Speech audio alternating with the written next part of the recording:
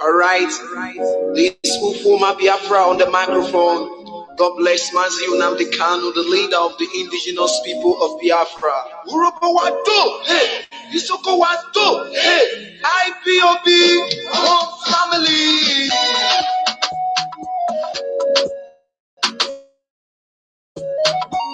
It's just my finger in your woman. Me one girl, but I make a for Utori Biafra you in your home on a new time. Urobo Nani Soko Isha Kiri Utori Biafra you. One more we come Makubeyo for Makadia Eburi Biafra Urobo Nani Cha Isha Kiri Utori Biafra yo. One more we come Makubeyo Ebekare Eburi Biafra Biafra me on the Biafra me on the Biafra me on the freedom of Biafra, my own. Sorry, Biafra, oh no, freedom of Biafra, my own. Sorry, Biafra, oh no, Biafra, oh no, Biafra, oh no, Biafra, oh no, Biafra, oh no, Mama Biafra is my home. Otori Biafra, oh no, we are for peace. When we speak, they are for word to our enemies.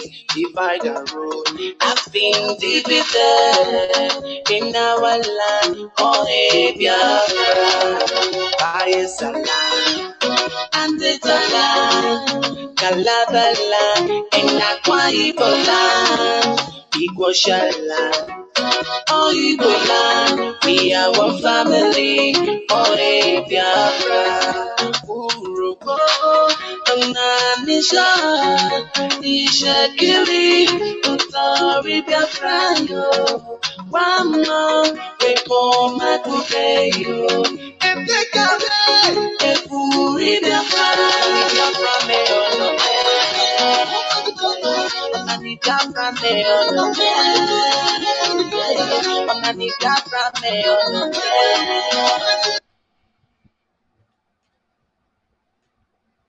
of this very planet we call Earth, we welcome you to hopefully another expositorily explosive broadcast this very evening. I say good morning, good afternoon, good evening, and good night to some of you, because I do know that people are listening to us right across the entire 24 time zones on this very planet.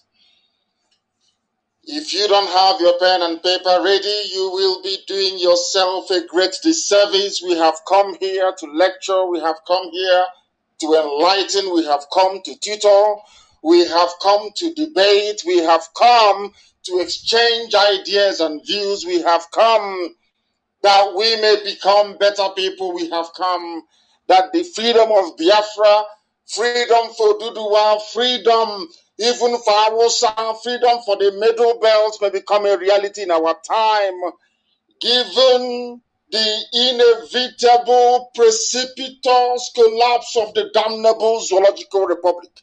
We have come that we may bear witness to the everlasting kindness of the Most High. We have come that Biafra may be ushered in our time. We have come that those who have been enslaved, held down in bondage, may be set free.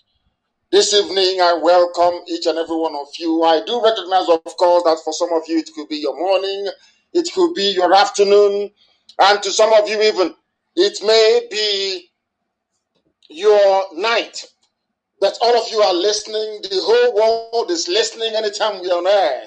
If you go to Abuja now, there is silence everywhere. People are listening rapturously and attentively to this very gospel. Because here we speak the truth, the whole truth, and nothing but the truth. Here, when we appear, darkness flee. Here, when we speak the truth, it reverberates right around every corner of the zoological republic. When we speak on this very platform, the whole world takes notice because they know we are not relenting. They know we are ceaseless. They know we are determined. And they know that Biafra must come in our time. I welcome you from the bottom of my heart. And as I do so, I will also encourage you to welcome those who are around you, especially those that have speaker systems, those who are making it possible for other people to be able to listen to this very broadcast. And as I am coming on air, of course, because there are some breaking news which I will go into immediately I finish my introduction. My name is Nnamdi Kanu. I am the leader of the indigenous people of Biafra. And by the very special grace of Elohim, a servant of the wonderful people of Biafra, we are going to go into our program today. Should time permit us, we may go slightly interactive. But for now, let us commit all that we are doing, and all that we intend to do into the hands of the Most High. The same terminal that our ancestors used to worship. Olisa.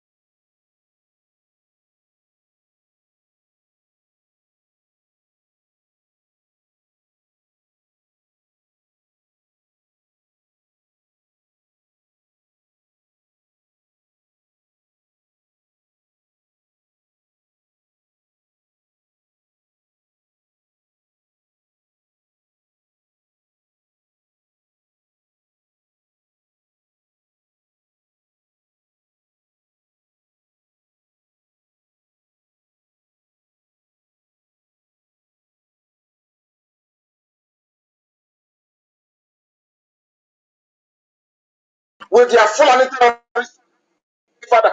So are you decimating the populations in the Sahel? As they come to kill our fathers and their mothers, today they are burying their own fathers and their own mothers. Because it is only thee that avenge us.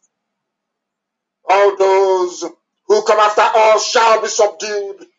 You have delivered us from the hands of our enemies. You have lifted us up right above everything that our enemies could ever muster. You have delivered us from the very violent man. For today, Buhari is dead and buried in a shallow grave in Saudi Arabia. Abachari that came after him is also dead and buried in a shallow grave somewhere that is unknown, because we know that whoever was buried in Abuja was not Abakari, because the person was bleeding profusely from the head. Therefore, we shall give thanks to thee, even among the unbelievers, even among those who bow down before a graven image. Because in the land of Biafra, we shall worship thee and only thee, and I proclaim it loud and clear. There will be no worship of idolatry, no graven image in the land of Biafra, because it is your holy land. You blessed it, and we shall sing praise unto your holy name. You will deliver us from the hands of our enemies, and you will show us mercy. Because only the anointed IPOB to lead this very charge of freedom. And unto our children and their children and their children's children, until the end of time, as long as there is a Biafran on this very earth, Heavenly Father, your name shall be exalted, it shall be praised, it shall be honored, now and forevermore we pray. He said,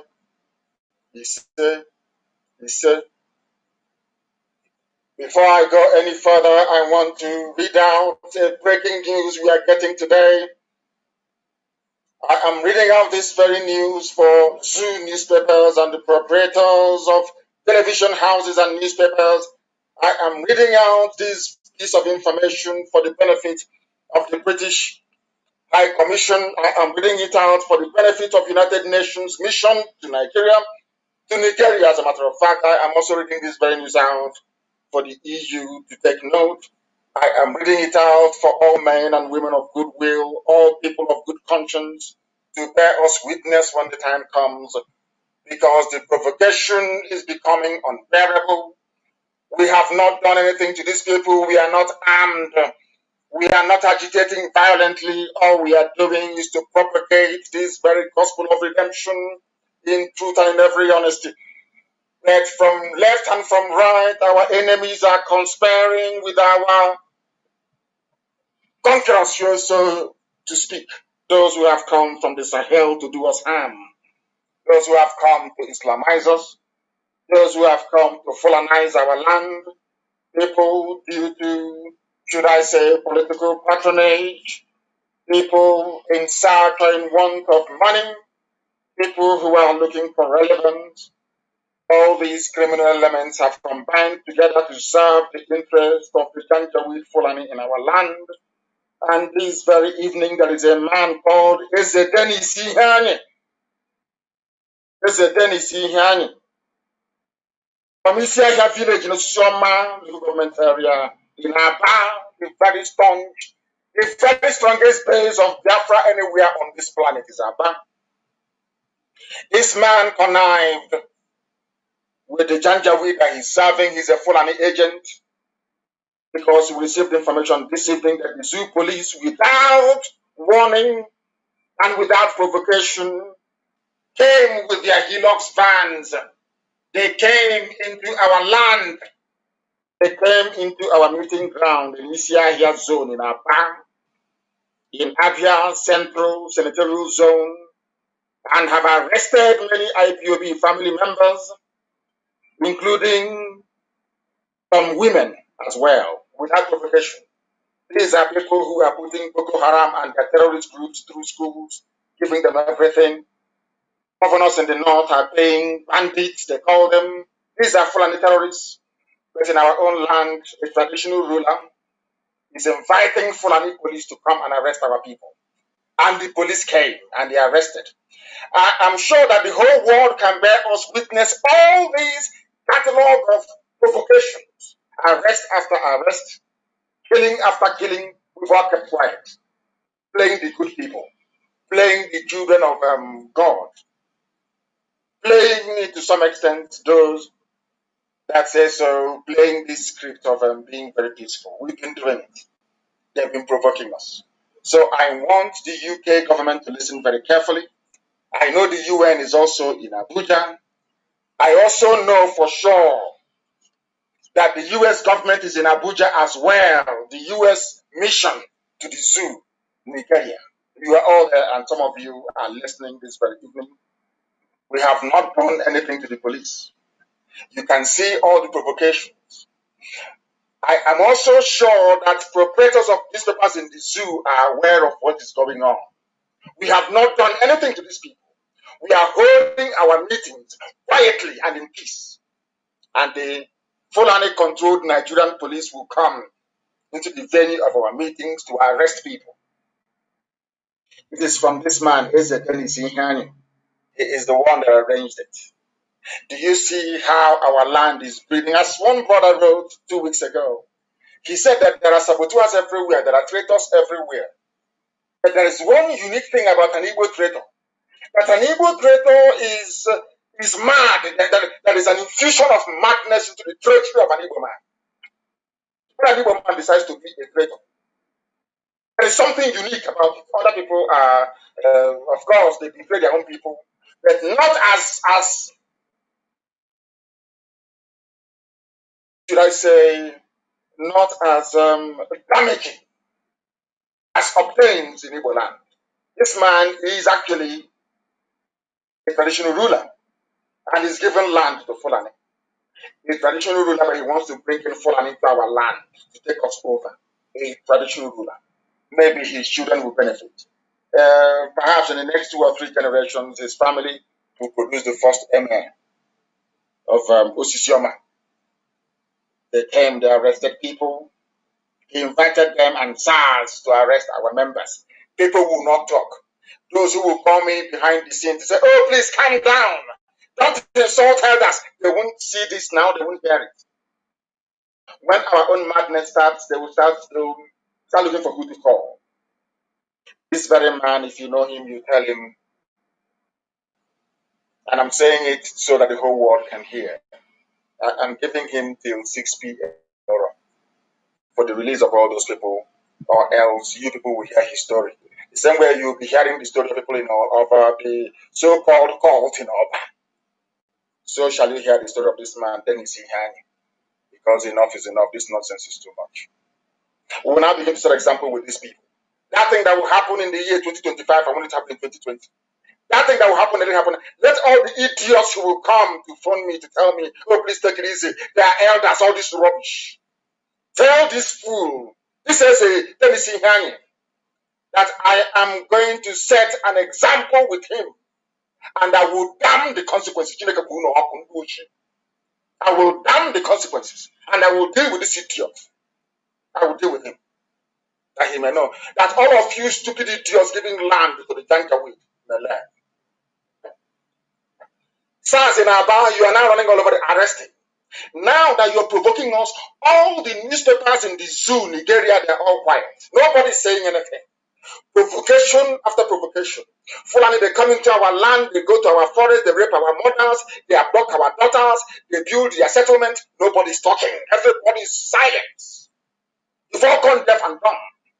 The day I give the order and we rise up, you start complaining, you start grumbling, you start complaining. But now you're doing all these things, nobody wants to take note. Go and tell this Eze Dennis Ihani, anywhere he is seen, he's in very big trouble.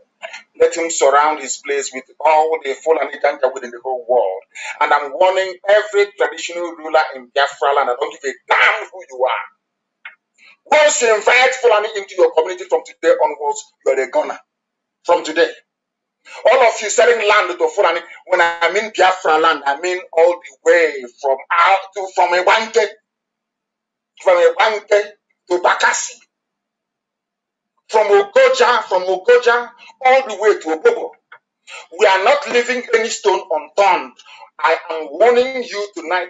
Any village we find the Fulani settlement, the traditional ruler of that village, the PG of that village will be in very serious trouble. This nonsense is, I think, because we allowed every idiot is now looking for money, looking for way to survive, and you think by selling your people to the Fulani is how best to do it. This very idiot is a tendency here. You are a dead man walking. I'm saying it to the whole world, so everybody. I don't care what idiots say. I don't care what you make of it. When they come into our land and they rape our mothers and cut our daughters into pieces, you say nothing. It is our responsibility to defend our own people. And we know all their games. This idiot is going to be in very serious trouble. That I can assure you. When it happens, you know I told you so. All of you, from today, we are going to catalog all those 400 villages where there are Fulani settlements, all their traditional rulers and their president general. You are all in trouble, all of you. Those criminals. You want to sell our land to Fulani, so Fulani will come and take over our ancestral land, the land of the ancients. The land of the ancients. You want them to come to our land and take it over. And when we are holding our meeting, you call SARS to come and arrest us. A traditional in our land, in our own land. I think this nonsense is too much. It is too much. And he's in very serious mess. I gave him till 6 p.m. tomorrow for the release of everybody arrested. Everybody they arrested. Everybody. And I need the name of the SARS commander in our band. Get me the idiot's name. Get me the name of the idiot. The SARS commander in our band. I want his name. So when I'm dealing with him, people will know it's Nnamdi Kanu that gave the order. Give me the name of the SARS idiot in our back that led those people, those idiots to go and arrest our men and women in our back today. So I can show him what we're made up of. Is it because we keep him quiet? Every idiot will come and arrest and then go free. I need the name of that very SARS, the SARS commander in our back. I need his name, I need the idiot's name. I want the zoo to record what I'm saying, as they always do. Send it to America, send it to Capitol Hill, send it to London, send it to Berlin, send it to all those we send it to. Any idiot that comes into our land to kill our people, that idiot will die. For your information. Send what you go and send it out to everybody. Because we keep quiet. You idiots keep encroaching and you keep arresting, you keep shooting, you keep cutting us with your knives and your machete, and we keep quiet. And the more we keep quiet, the more you do it. The more we keep quiet, the more you do it. 6 p.m. tomorrow, if you know this idiot that calls himself a traditional ruler. 6 p.m. tomorrow. People are not out, then he will be in a very serious mess. We must continue. We are live and we are direct, of course, and the whole world is listening to us because they know here we preach the truth. Everything we say comes to pass. Anything I tell you is gospel. If I tell you Buhari is dead and buried, he is dead and buried in Saudi Arabia. You can dance around with your stupidity all you like. You can mess yourselves up all you like. The truth is constant. It doesn't change. Eventually, everything will be revealed. Now, are some of you not beginning to wake up? Are you not waking up now? The realization that there is no way you can have a head of state in power in Asorok and all the nonsense that has been happening will keep happening. It is impossible. That is something that you must know. That is something that you must know. These are the things you ought to know, and here we are making it abundantly clear that everything we say is the truth, the whole truth, and nothing but the truth. There is no way anybody, any human being, any soul can contradict any assertion we made on this very platform. Impossible. Impossible. There is a meeting holding in Trinidad and Tobago. I did promise a Jim to Chukwu Carlo that I will give him a call, but it hasn't been possible. There is a meeting of Ipob in Trinidad and Tobago today. If thought they can take any part of this world from us. The idiots thought they can take Trinidad and Tobago. But today our family is there. Today Ipob, the authentic, it is there in Trinidad, and we're having our meeting this very evening in Trinidad and Tobago.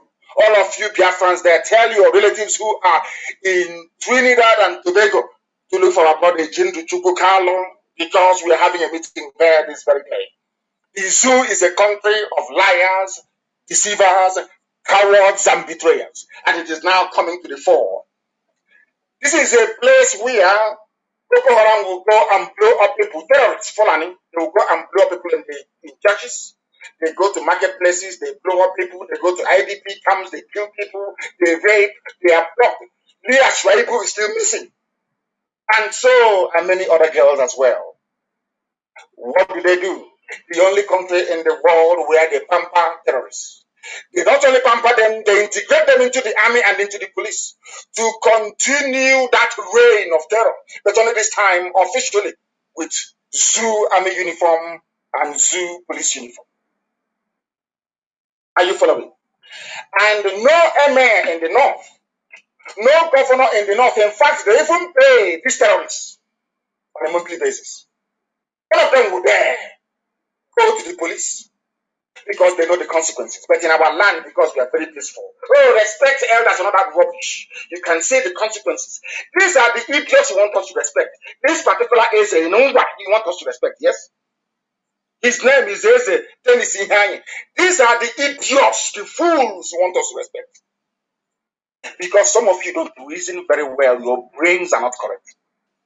It is this type of nonsense that brought 400 Fulani Janjaweed in our land.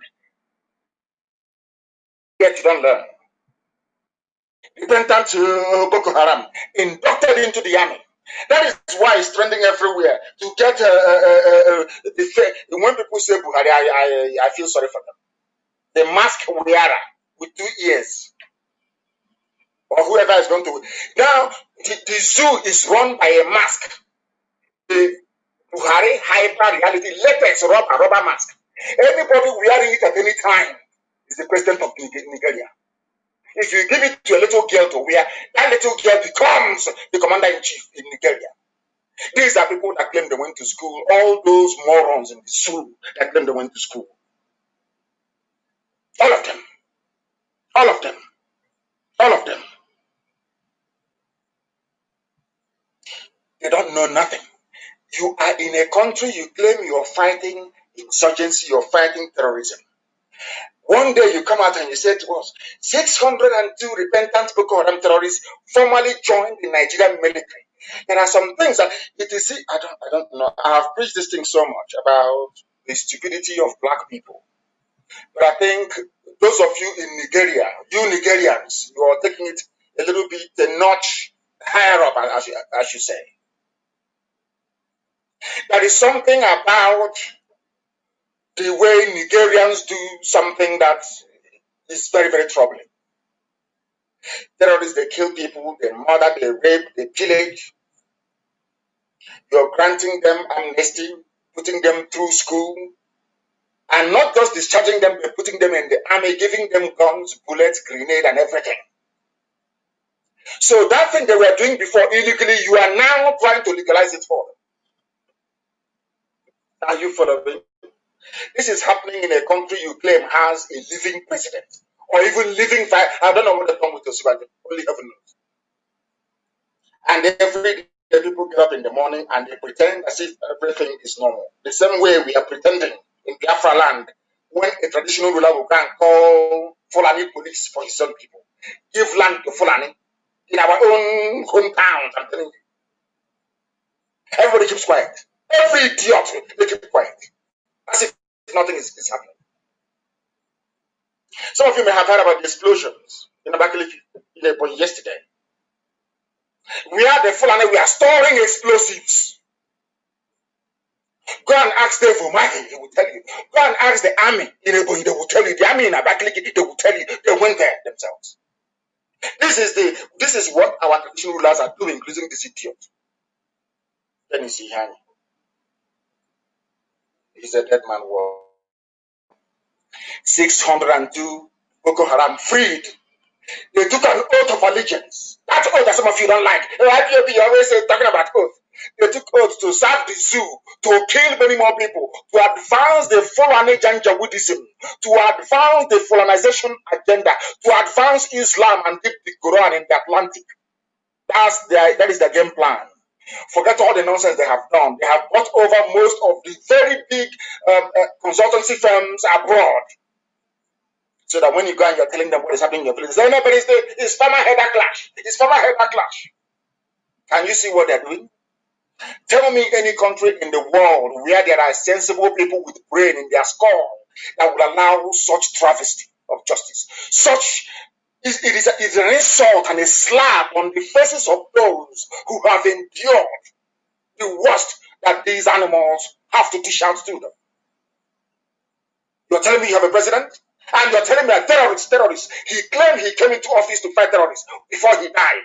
You're telling me that those ruling in his name today, you kill somebody, and as a reward, they give you accommodation, they give you money, they give you uniform, everything. They now put you in the army. So now, the quickest way to join the Nigerian army is not to go to Nigerian Defense Academy, it's not to apply like another person. Just pick up a gun, start killing people in the name of Boko Haram, and they will arrest you. And lo and behold, after 6 months, you are now a commissioned officer in the zoo army.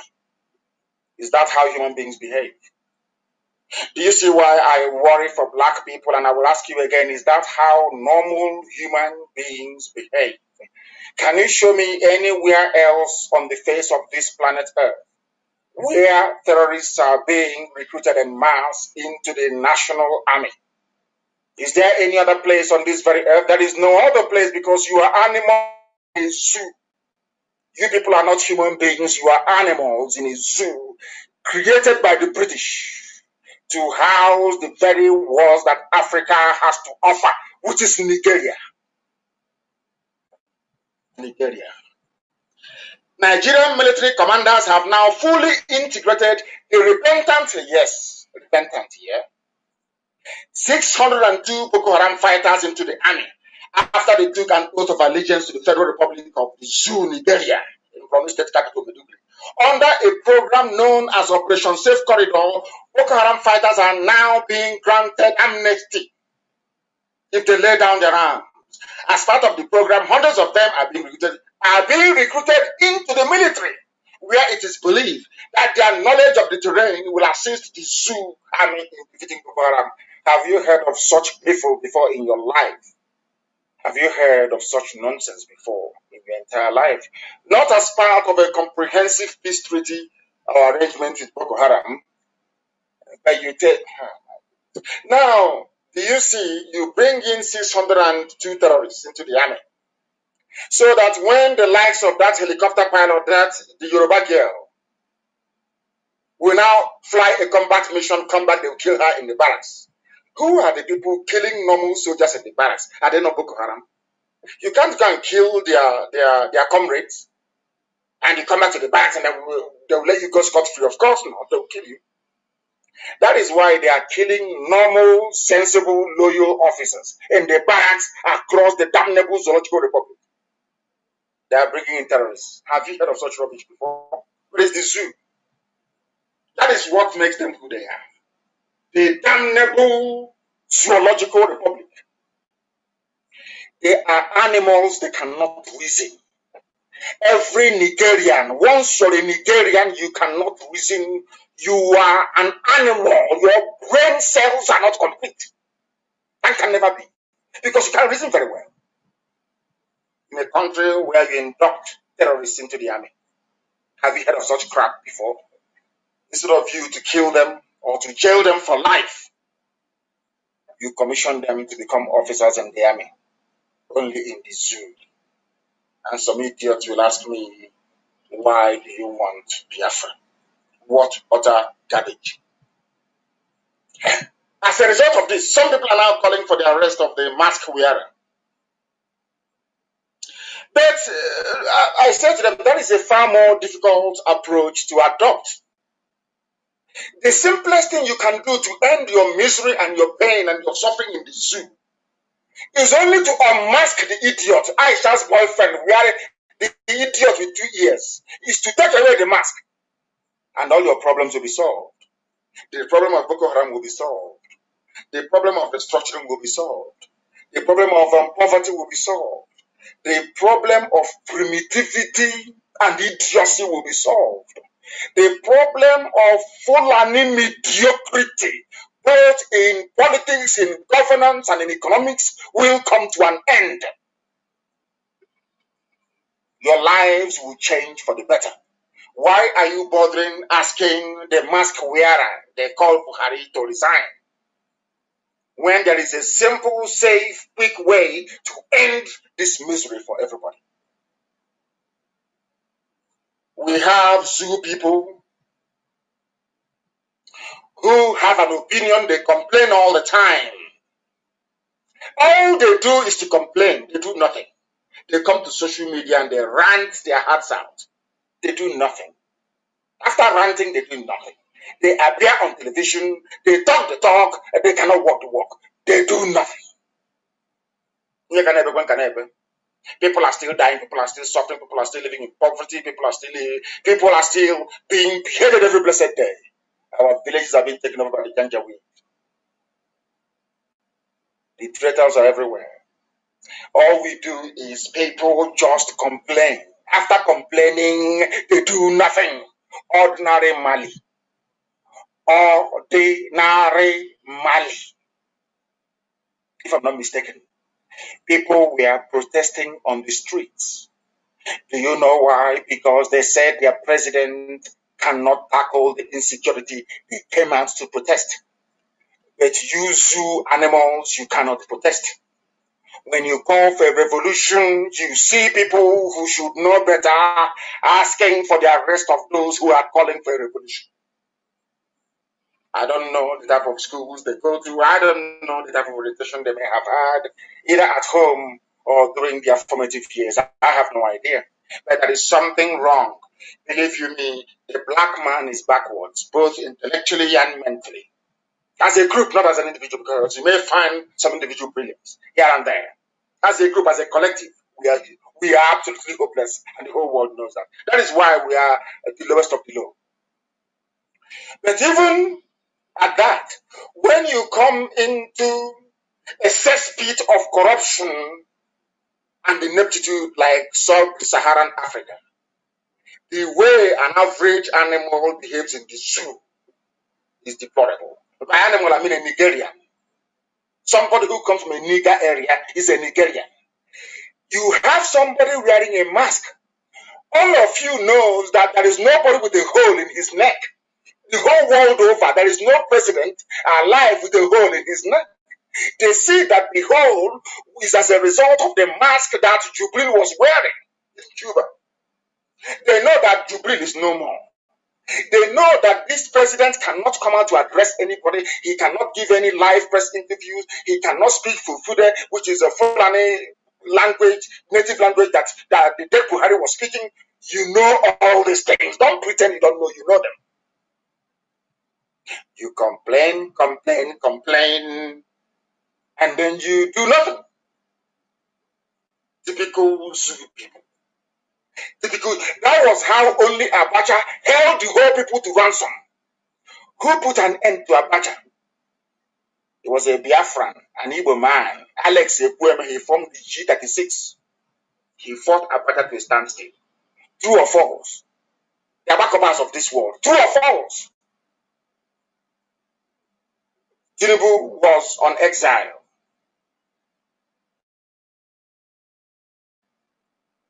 Am I lying? You people now have. It's not that it is the original Buhari. No, it is not. It is somebody they gave to Aisha. Aisha's boyfriend wearing a mask. You can see the 2 ears. You can see it very clearly. One underneath the mask and one outside. You can see it. You people are not blind. Even if you're blind, you're not that stupid. You can see it very well. So why bother asking for the arrest of the mask? Because if you say arrest Buhari, go to the grave in Saudi Arabia and arrest him. He's a skeleton. Just take off the mask. That's all. And it's over. All of you complaining now, all of you now know that there is nobody there. I've been telling you since 2017. Now you know there's no one there. Take away the mask and all your problems in the zoo are over. All you do is have opinion, you complain, you write. Expose Aisha's boyfriend and it's game over. For the looters, look at the front is looting you dry every day.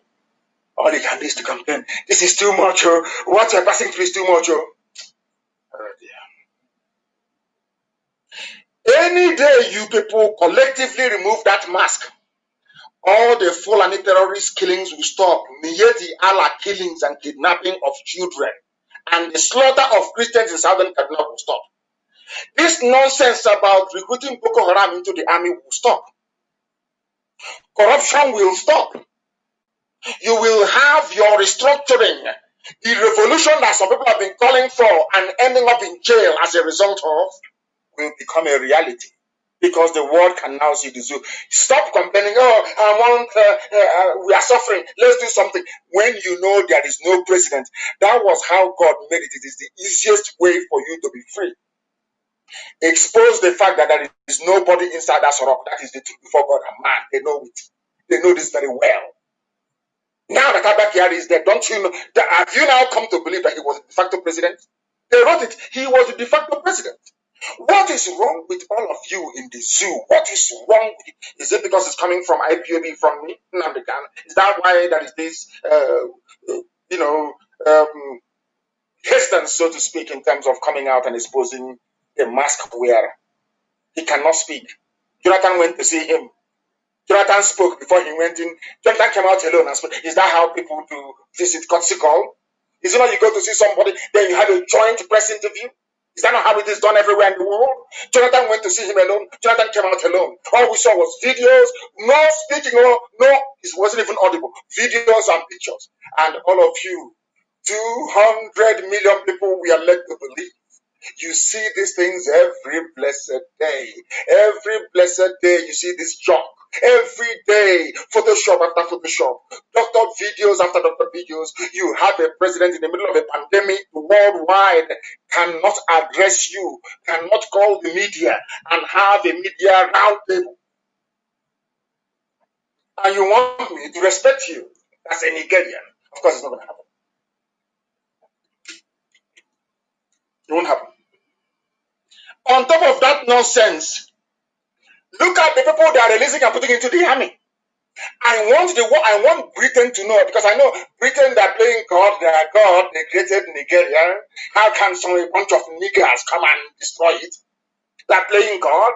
Only God can create a nation, but Britain came and created you people, you animals in the zoo, and you accepted it. That is what makes you an animal. Accepting what another man created. They are there, they are the ones remote controlling everything, they are the ones controlling the levers of power in the zoo. The same Boko Haram that they are releasing and putting in the army, they executed 8 workers. So now what you're telling me is, tomorrow now, the same people that executed 8 workers will be in the Nigerian army. What is their qualification? The only qualification you need now to join the Nigerian army is to go and kill people. And you're telling me that Nigerians are normal people, these you Nigerians, that you're okay in the brain, that your brains are normal? Is that what you're telling me? Is that what you're telling me? You Nigerians, are you normal? Of course you're not normal and can never ever be. Can never ever be. Suspected members of the extremist Boko Haram sect. This is a newspaper from the zoo. This is Premium Times. Even Premium Times do not want to call Boko Haram a terrorist group. Can you believe that? It's a fully owned newspaper. They set up with your tax, with all your money from Biafra land. For free, as they do with the Bureau de Change. Have you ever wondered why? Anytime you want to change money, you have to go to a malam that didn't go to school. Where did malam get dollar from? Do you people reason at all? That malam from Central Bank on phone call. Come on, come on, give them dollars. You will give them dollars. Every day you're struggling. One Nigeria, one nigger in a zoo. They can't even call them terrorist group. They cannot mention Boko Haram and terrorism in the same sentence. No. They executed their victims, aid workers, working for non-governmental organizations. They released the video. These are the people being recruited into the army. And somebody is telling me that, you Nigerians, you zoo animals, you're normal. Because you cannot be normal. You know, when I push you out, I'll show you where to land. People say, oh, why do you call Nigeria a zoo?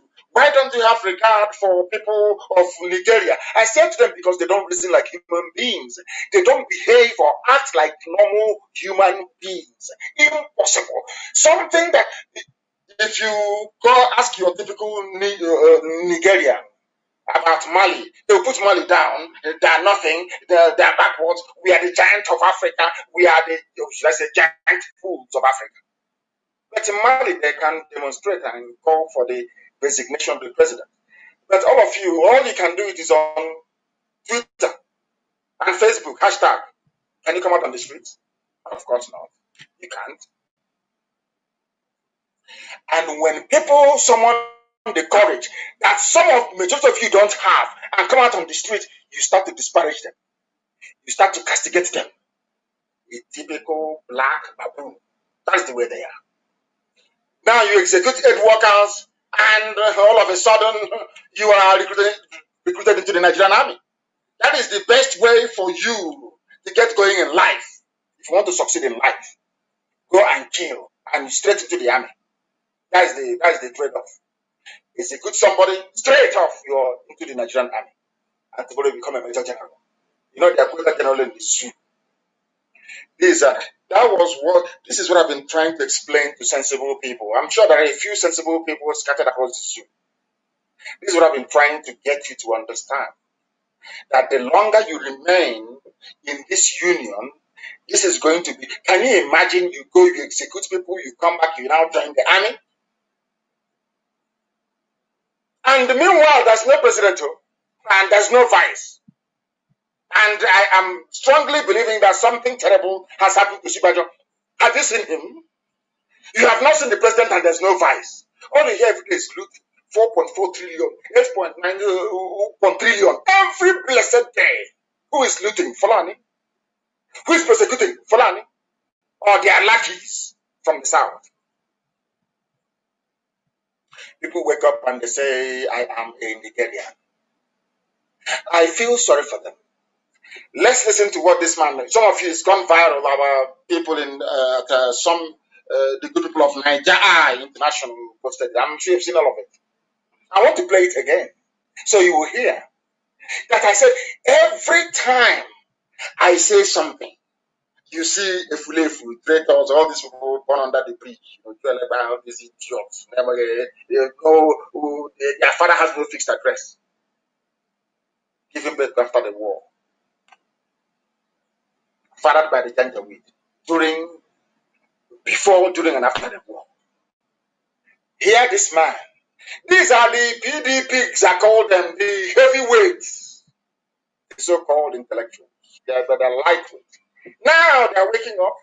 I posted one other boy who is a Buharist on my page. Can't hear them. Everybody is now waking up. The man in there is no longer, is not Buhari, not the man we voted for. But when I told you in 2017, they came to kill me.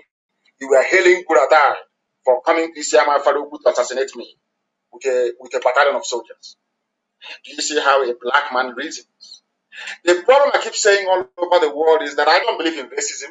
I've said it before. I don't believe in racism because black people are getting the treatment all over the world that we deserve. We don't reason like normal human beings. No, we don't. Individually we may, but as a group, as a collective, no, we don't. I told you that I don't lie. Why should I? I told you in 2017, July, if I'm not mistaken. That thing there is not Buhari. They said you can kill Nnamdi Kanu. Go and kill him. They came to my house, they killed my people. They killed my dog. As a result of the trauma, my father and my mother died as a result of it. Because I told you the truth. Because of that, I had to lose 28 of my men. I lost my cousin Adako. My dog was killed. And later, after about 2 years or thereabout, my mother and my father died as a result of the trauma because they were there and they came into their bedroom. If you go to anybody who's been to my house, go to my parents' bedroom, you will see it. Bullet holes everywhere. My father and my mother were there as they were shooting. Fulani people. They came to kill because I told you the truth. Today, what is happening? Let's hear what is happening. That truth I told that they wanted to kill me because of it. Let us hear what the people are now making of it. Please, do bear with me. Listen. Well, the fight of this government against corruption has been based primarily on rhetorics. The real thing on the floor, just as I'm telling you, we're talking about small NDDCO. What about the new hush mommy at Ministry of Humanitarian Affairs spending 850 billion? 850 billion, she says, feeding children who were supposed to be at home during lockdown. Somebody spent 850 billion on feeding program. This is where I fault the brain of India. I don't know why Britain chose the perfect place to build a zoo in Africa. The largest zoo in the whole world. It's in Nigeria. I'm telling you the truth. Do you know what I find astonishing? People in the zoo, they claim they went to school. Some of them are under anointing. They claim they are pastors, they are reverend, they are ministers, and all that rubbish. Some claim they're intellectuals, that the elite, that they are well read. A Fulani woman rose up and said, "I Naira on school feeding program." But at the same time, listen, at the same time, there is COVID-19, and as you well know, the first places to be shut down are the schools, isn't it? The schools are not in operation. People are no longer going to work. So where did you see the children spent 850 billion on? Nobody can answer. And she's still holding her portfolio till tomorrow morning. She was the girlfriend of Abakari before Abakari died. Following. This is a country you want me to believe there are sensible human beings walking with two legs, not chimpanzees. And after, do you think that white people don't read all these things? Whites, they read them. They read it. And when they read it, they see that we are useless. I'm telling you the truth. You spent 850 billion, not 850 million, no. Not 850,000, no. Not 850 naira, no. 850 billion on school feeding program when there are no children in schools to feed. That's what it's talking about. Let's continue. Go and ask anybody you know, Shehu, in your house. How many of the poor people you know in your village got 10 naira from that 850 billion? We don't know. We're hearing about how our oil was sold in China for $2.5 billion. Oil was sold for $2.5 billion. The simple question everybody will ask is, but where is the money? Okay, the money is in the bank accounts in Switzerland, in London, in New York, and in Dubai of Fulani men and women. They sell the oil and they pocket the money. But they come to fight corruption. And there are 200 million people moping, looking sheepishly as all this macabre dance of corruption is being played out in front of them. Let's listen. And money shared among members of the government. What you're talking about, those people who now migrated, Okonji Iweala and the man at the African Development Bank, those are products of the PDP's headhunting strategy of finding the best. Who can you talk about in this current government? Nothing. Everybody in this government are competing to outdo each other in terms of corruption. This is what we're saying. A house is not a home if nobody lives inside it. I cannot say President Buhari exists as Nigerian president. I cannot say President Buhari exists as Nigerian president. Exists. He knows. They all know. But they're deceiving themselves. If he's not seen to be acting to actually steer properly the ship of state. That's why the Philippines say, resign instead of people stealing and balkanizing our Commonwealth in your name. Don't just exist there as a referee inside the field and there is no whistle in your hand. That way, it's just a mess in the football team. Please, President Buhari, leave, walk away, and let us take purpose to sort our country well. Yeah, we have to. We have to. Are you listening? He's asking Aisha's boyfriend to resign. They know there's nobody there. Are you telling me that the old dictator, the evil Buhari, will be alive and ask him to leave office? Is he going to listen to you? Is he going to listen to you? Of course not. But these people are deceiving themselves. They are deceiving themselves and they know it. Everybody is fooling everybody, all of them, and they know it. They know there is nobody inside Asoro. They know it very clearly and very well. They know it. They know there is nobody there. But instead of them to come out and face the reality and say there is nobody in Asoro, what do they do? They say, please resign. Please resign. Resign and go to where? Resign to where I asked you. Resign and go to where? Then I will get to Malami later. But I want you to please, there's something else I want you to hear. Very, very critical and very, very important. For you to understand the mess that the people are in.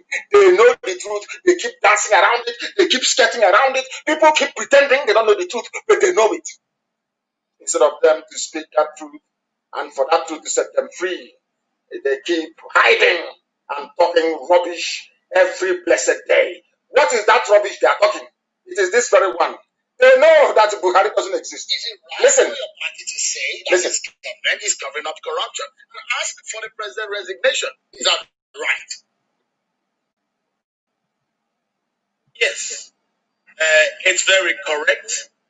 We had Goodluck Jonathan administration. Today we have Muhammadu Buhari administration. On paper. Borrowing the word of the former grass cutter, he said, what presidency?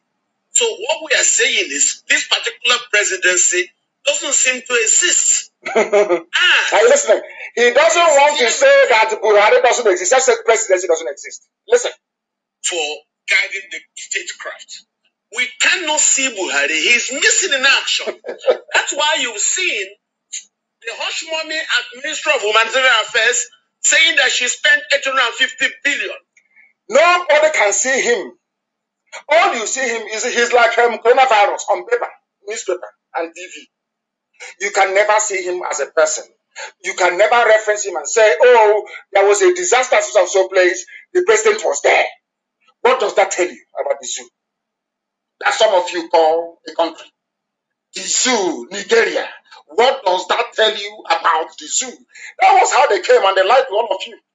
Igbo man loves money. Igbo man wants to dominate you. Have you forgotten that as well? You see how they manipulate you? Igbo man loves money. Igbo man likes stealing. Igbo man this, Igbo man. Look at Ibrahim Lamode, Ibrahim Madu, Abubakar Malami, and all the rest. Tinubu, it is a bullion van, Ganduje, all the rest of them. Are they Igbo people? Did Fulani not convince them? Listening to me, who are listening to right now, that Igbo man loves much. If you see an Igbo man lying down and you jiggle a bit of coins and it's yes, if it doesn't copy it's too dead. Propaganda that they developed, embellished, and planted into your warped minds for years. Today, who is looting the treasury dry? I say, who is looting? Even on National December, who is looting the treasury dry today? They are looters, but they don't love money. They have their accounts in Dubai, in Switzerland, in London, everywhere. Their mansions, but they don't love money. It's an Igbo man struggling and opening a business or a factory that loves money. Do you see what I call reverse history of a black man? Always in reverse. Everything we do is in reverse. People struggling, trying to make their lives better. opening small businesses and taking on people and training them enough money. Yes, somebody working hard every blessed day, they go and they open their business, they are working very hard, enough money. But somebody who has no occupation, no handiwork, just goes into central bank and collects $2 billion. He doesn't have money. It's you that is struggling to open your chemist, struggling to open your warehouse, struggling to open your car spare parts shop. You love money. But somebody with nothing in life than connection to the caliphate can walk into central bank and walk away with $2 billion. And he doesn't love money. Or she doesn't love money. But the man called Hush Money doesn't love money. Yeah? He's a hard working, struggling Biafran man or woman that loves money. These are some of the nonsense we have come to correct. And they know it. The same way they like. Igbo man is dominating. He's going to dominate you. He wants to go to Niger Delta. He wants to take over Niger Delta. Because they know, as well as the British, only an Igbo man can rise up to fight injustice. I'm not trying to put other people down. I'm being honest with you. I'm not trying to put anybody down, but that is a fact. Do you know why? All the independence in the Americas, from Haiti, where Bukua in the USA were led by Igbo descendants. All of them. Because an Igbo man hates injustice. That's a genuine, not all these Mwoko, all these slaves, all these crowds selling our land to Fulani. A genuine, pure, clean Igbo man hates injustice. That is why you can never hear that. Have you ever heard that people were attacked in Igbo land before? Without provocation. Let's say the Yoruba community or the Hausa community be attacked. We just wake up and attack them. Has it ever happened before? That tells you all you need to know. But those who tell you Igbo man is dominating, they are the ones dominating you. They are the ones bringing in the Ruga. They are the ones taking over your land forcibly. They are the ones putting their own terrorists into the army to terrorize and to kill you.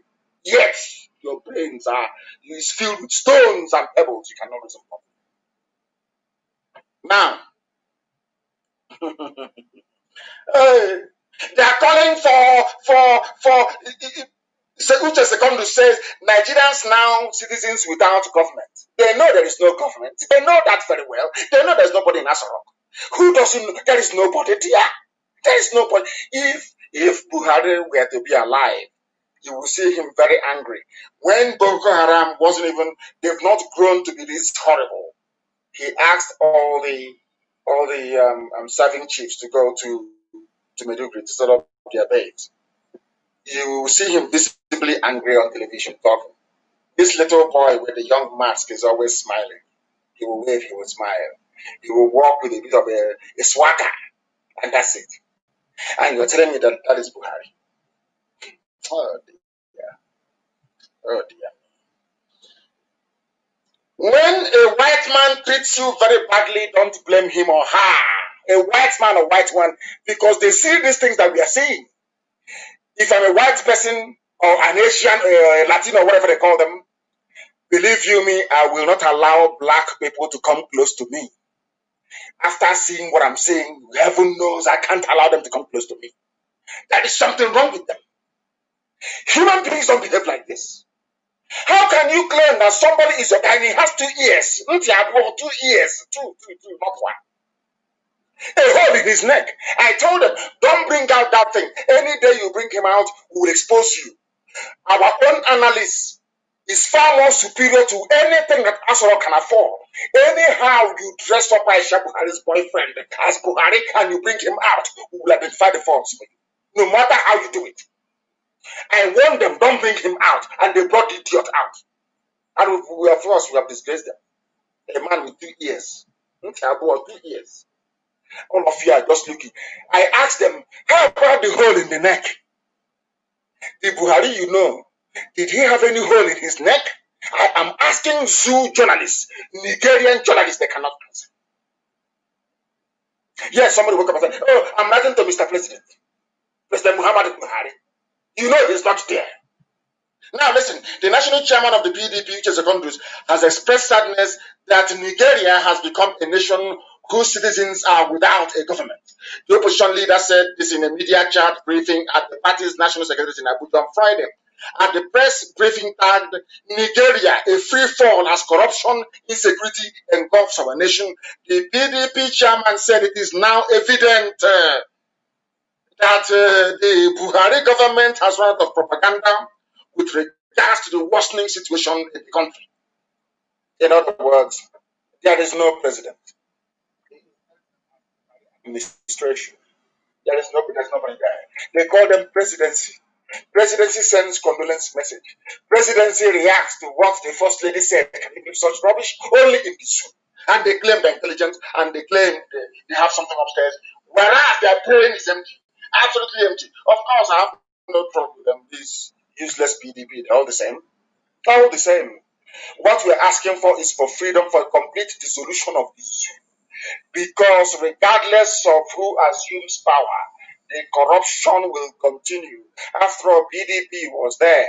The only justification for the emergence of the late Muhammadu Buhari was to fight and to tackle corruption and insecurity. Have they tackled it? No. Has it become worse? Yes. But they're still there. God in heaven has made it possible for the zoo to collapse. But the only thing holding the zoo together is greed and cowardice. Every day they cry, every day they lament, every day they complain. Simple to expose the mask wearer, they cannot. I remember what our sister wrote on my Facebook page as a comment. Her name is what's her name again? Her name is Jane Iheme. She said, they all know the truth about the death of Buhari. Hausas do not want to speak out so they don't lose power, as in the case of Yaradua and another one, Fulani. Fulani don't want Buhari is no longer there because they don't want what happened under Yaradua to happen again. Yoruba do not want to speak out because of Tinubu's 2023 political ambition. I'm sure that now is in tatters. And I welcome, as I keep saying all the time, this new breed, very vibrant, lively generation of Oduduwa fighting for Oduduwa Republic. I commend them immensely. Then there are the classic way when the Baba in betrayal, then this one have in treachery and betrayal. Their own saboteur comes with certificate. They don't want to speak out because of their own selfish interest. They know they cannot be president. They know they cannot be anything. But those any crown that can fall from the master's table, they're okay with. That's why they cannot speak. IPOB remains the only consistent movement, speaking the truth always, because we know that only this very truth can set all of us free. Let us look at the mask worn by Aisha Buhari's lover. It's also on my page in the street to man. Look at it again and tell me there isn't something wrong with black African people. Animals are better than African people. I'll keep saying it loud and clear. If you cannot hear me now. I know that whites are listening. Everyone's the problem with Africans is that animals are better in terms of reasoning capacity than black people. We are undiscerning and naive to a fault. I am directing aspects of our broadcast this evening to the downtrodden Hausa and other indigenous populations who left with a conscience. Now is the time to rise up. Abacha was defeated because of the likes of Ekweme and Olisabakoba. Nadeko stood up and said no to Abacha, and Abacha fell. The same perilous situation that led people to rise up then is with us now, and we must do something about it. Remove this murderously incompetent and roundly primitive Fulani presidency by dividing the zoo, by letting people go their separate ways. The situation is now worse than it was under Abacha. Abacha wasn't this way. It's now worse now than it was under Abacha. Under Abacha, there was no mass murder and the enabling of terrorists. No. as this very illegitimate regime is now doing. Only heaven knows what they have done with Osibajo and his body. All you see Osibajo is newspaper headline and videos or pictures, never live. No one can say to me now, I saw Osibajo in the last month. No one can say that. Only on the basis of newspapers, like coronavirus. For how long will you remain slaves? I ask the Hausa people. All of you who are being killed in southern Kaduna, for how long are you going to remain slaves? All of you that your land has been taken over in the Middle Belt, in Benue, in Plateau, for how long are you going to remain slaves? Is it forever? Because it's forever and ever. You know them. Look at what they did to Hausa people. All of you selling land and giving our forest to the Fulani in Biafra land. Do you want your children to remain slaves forever? Some of you don't know history. I will seriously recommend you go back and study history very well. Only heaven knows what is going to become of us. For how long are we going to allow ourselves to be killed and subjugated? For how long, I ask Hausa people? For how long, those of you in southern Kaduna, for how long will this continue? Those of you in Jos, in Plateau, those in TV, across Middle Belt, for how long are you going to tolerate this level of slaughter and servitude? For how long? Don't you think it's time to rise up? How many are the Fulanis anyway? How many are they asking? Are you telling me that Biafra will rise up, Middle Belt will rise up, Middle Belt will rise up, and then Fulani will say no? No. All it takes is for all of us to rise up. That's all. And it's over. This charade, this game is over. It's in the palm of our hands. We have the power to do something only if we have the courage to pursue our convictions. That is what I'm asking you to do this very evening. And funny enough that the Borno people rejected Boko Haram being reintegrated into the army. Borno people said no. Because there is no president, there is no vice, there is no direction, there is no compass, nobody knows where they are going. Any idiot in the field can decide whatever they like and come to a decision, and that is final. Borno people said no. Some residents of Borno State have rejected reintegration of ex-Boko Haram soldiers, fighters, into the community. They said no. But the army went ahead to put them in the army. They will now post them to those villages that said no. Now tell me what's going to happen. That is why accidental discharge. You see the army killing people. It's not army, it's Boko Haram fighters within the army killing people. I know all those their propagandists, all those their consultants writing rubbish to governments of the world. Of course, and some affiliates as well. Writing to them, telling them how violent IPOB is. I hope you can now see it, how violent the Sioux government is. Borno people said no. Borno said no. They don't want to be a part of this Boko Haram integration, but they still went ahead and they did it. They did it.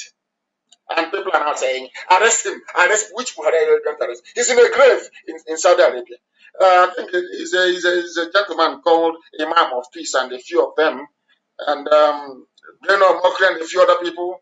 They said they have called for the arrest of President Muhammadu Buhari for releasing Boko Haram insurgents under the guise of repentant insurgents who are now killing Christians in the country. Now they know. UK claim they give aid, military aid to the Sioux. EU give them military aid to fight Boko Haram. And I said to the EU, I've said to the UK, I told the US lawmakers, these are the same people that created Boko Haram. They don't understand. Because, you know, a white man doesn't believe that as a statesman serving his or her country, that they will now come out to try to undermine, should I say, the stability of that great society. They don't know who black people are. I think that the problem is that some white people don't understand the way that blacks behave. Sometimes we behave in a way that is detrimental to our own well-being, and we don't care. As long as we are benefiting from it, the rest of the people can go to hell. I call it the slave trade mentality of a black man. A black man sold black people to whites, not the other way around. They are asking for Buhari to be arrested because the people that are running the regime under his name are releasing killers, terrorists. And only a few days ago, the same people they claim they are rehabilitating and putting in the army, they killed and beheaded 8 workers. How else do you want me to explain it before you understand? How? I keep asking you. How do you want me to explain it to you? He was reacting Even as Secondus, as I mentioned earlier, was saying Nigeria is a free fall, as the zoo, Nigeria, is in a free fall as corruption, insecurity engulfs the animals in the zoo. The British created laboratory animals in the zoo because all of you are products of Britain. Britain created you. They own you.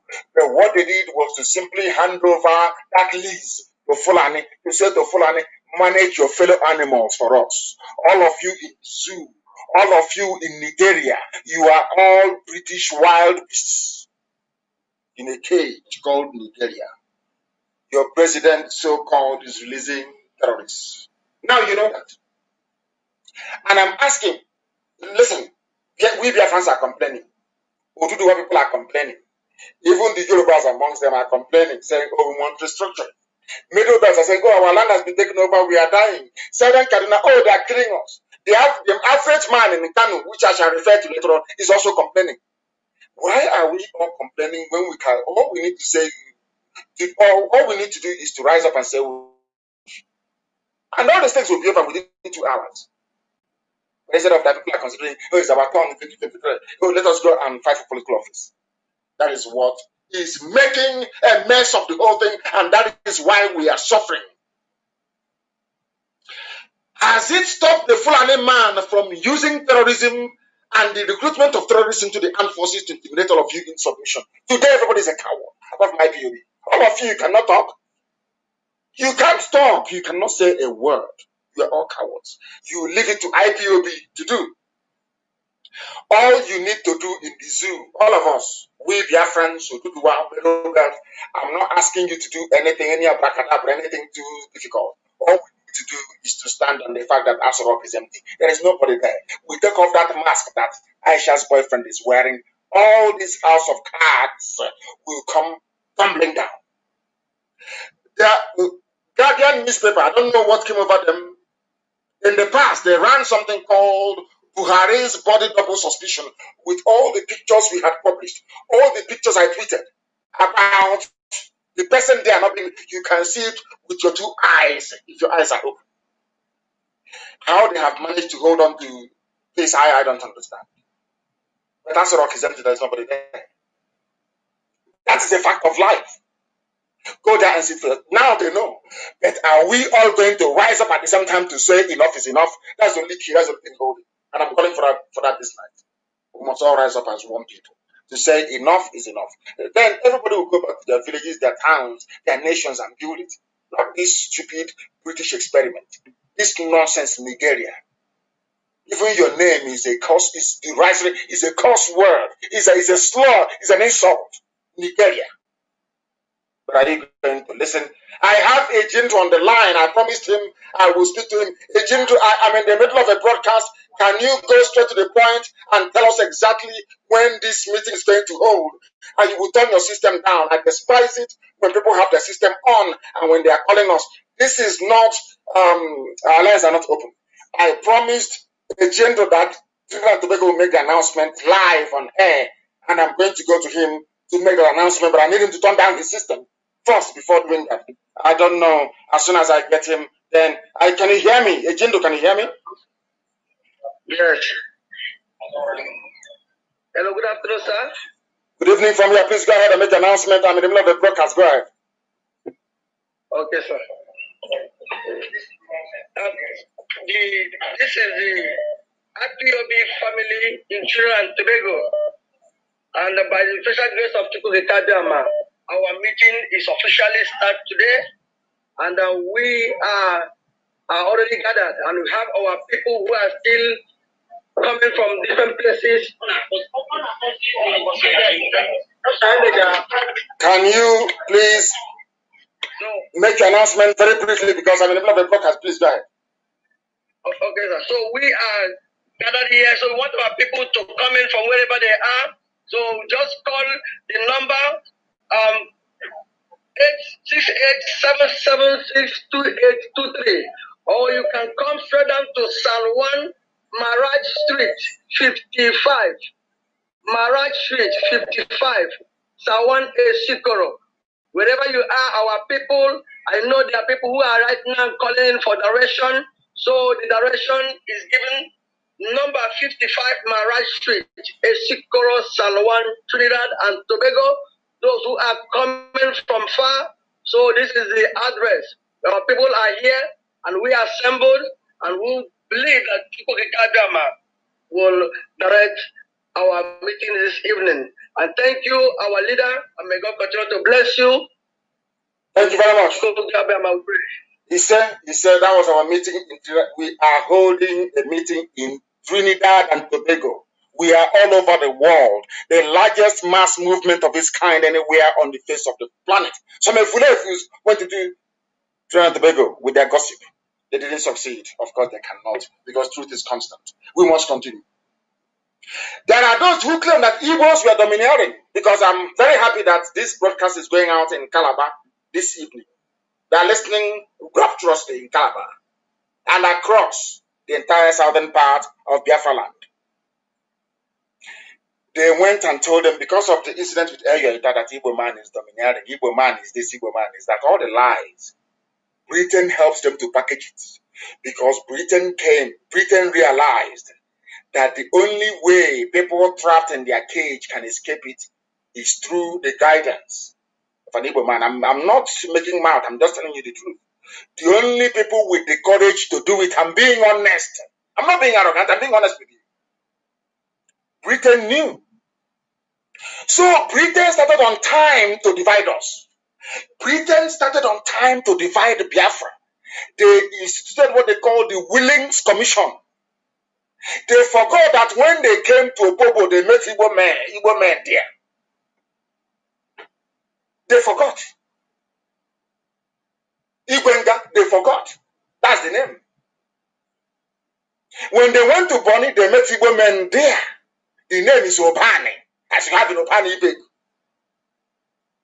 Britain knew that if they are going to control the zoo, Nigeria, if they are going to control Nigeria, they need to demonize an Igbo man to the extent whereby even his own brothers will hate him.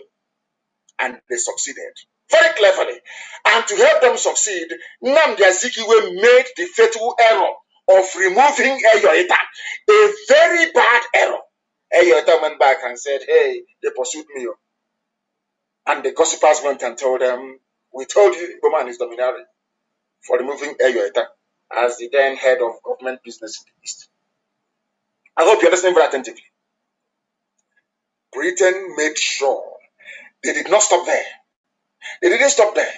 They now gave the Fulanis advice as to how to deal with Biafran people. You must divide them.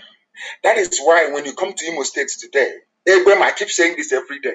When people, why I am against the whole Niger Delta garbage is because they took people, they came to Ebema, cut Ebema into two. They say you are now Niger Delta. The same family.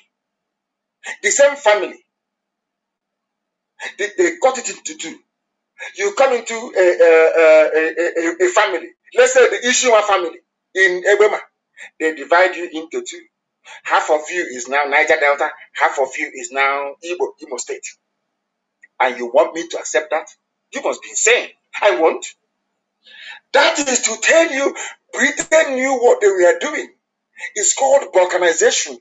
After the Willings Commission, to give the southern part of Biafra the impression that they are not connected to the Igbo man at all.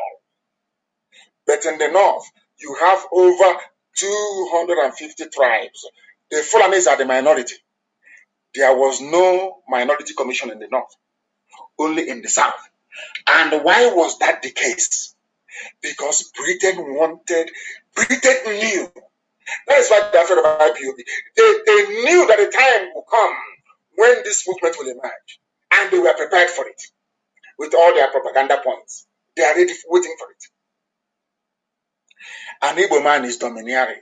An Igbo man wants to take over here. And I'm asking them today. You see, a Fulani Janja would write, Igbo man wants to Biafra, Niger Delta included, because of the oil. And now, let us look at who controls the oil in the southern part of Biafra today, including the oil in Anambra, the oil in Imo. the oil in Abia. They never talk about it. They will never tell you because their aim is to plant hatred in the minds of people. The same way they tried but failed to plant hatred for IPOB in the minds of Biafrans. They failed because we are live on air almost every day. If I'm not here, my deputy will be here. Which of us is not here? George Onibe will be here. If George Ike Peters is here.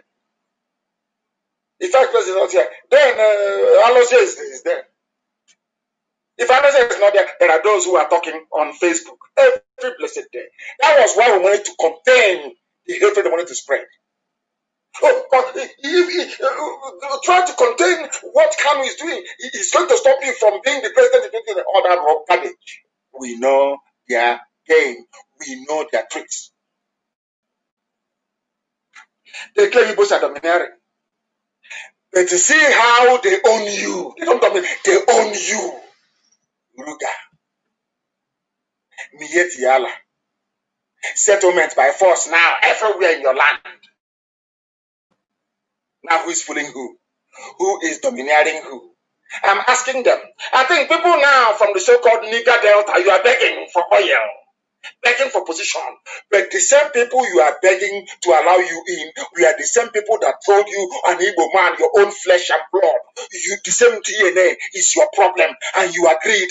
That is why you are suffering. Now let us look at my country Baru is dead, the former group managing director of NMPC. Now they are begging for a review of the board for NMPC. These are people selling oil to China and pocketing almost $2.5 billion. Kiari is there. Mele Kiari is the GMD, Group Managing Director. Omar Ajia, Chief Finance Officer. Yusuf Usman, Chief Operating Officer. Farouk Garaba Saeed, the Chief Operating. I've said this before, I'll say it again. Hadiza Kumasi is there. These are all former people in the government of rub my hand and rub your back. They put their children, their relatives in NMPC. I want to ask, where is the person from Niger Delta here? I cannot see it. But if people so-called, when they tell you a man is your problem, that's in the past, please, not now anymore. You agree? But look at it. They told the Igbo man wants you for your oil. But let us look at the oil sector and look at those who are dominating it. It is always full and it is here now. Very clear. Black and white.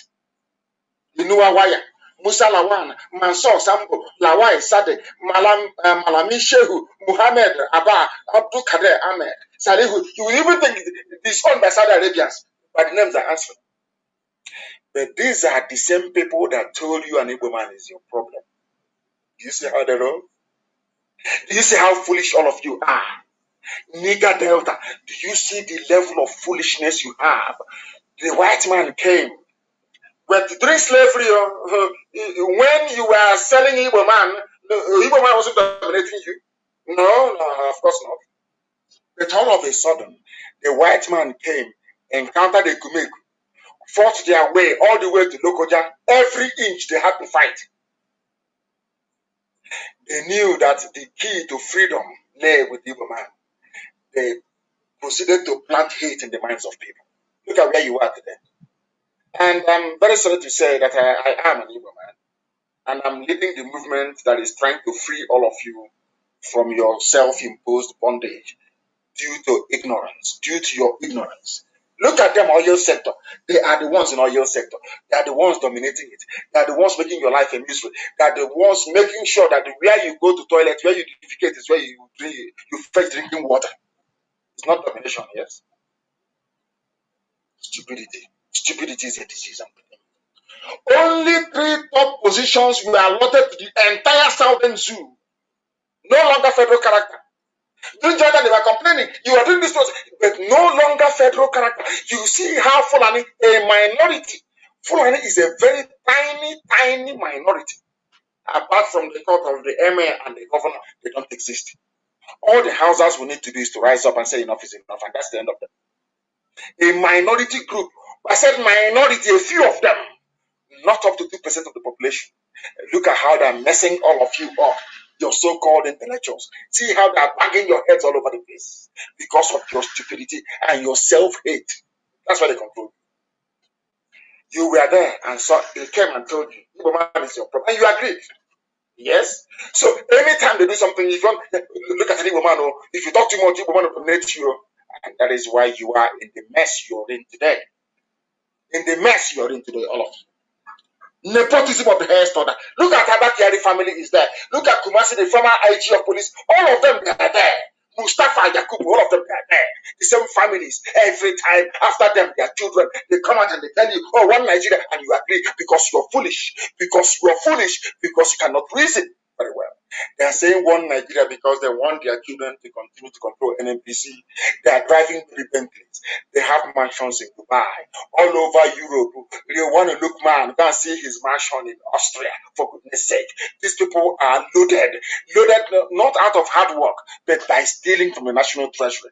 And if you talk about one Nigeria, one Nigeria, and all of you agree, you buy into that garbage, and you are in the mess you're in today. And you want somebody to feel sorry for you, you must be dreaming.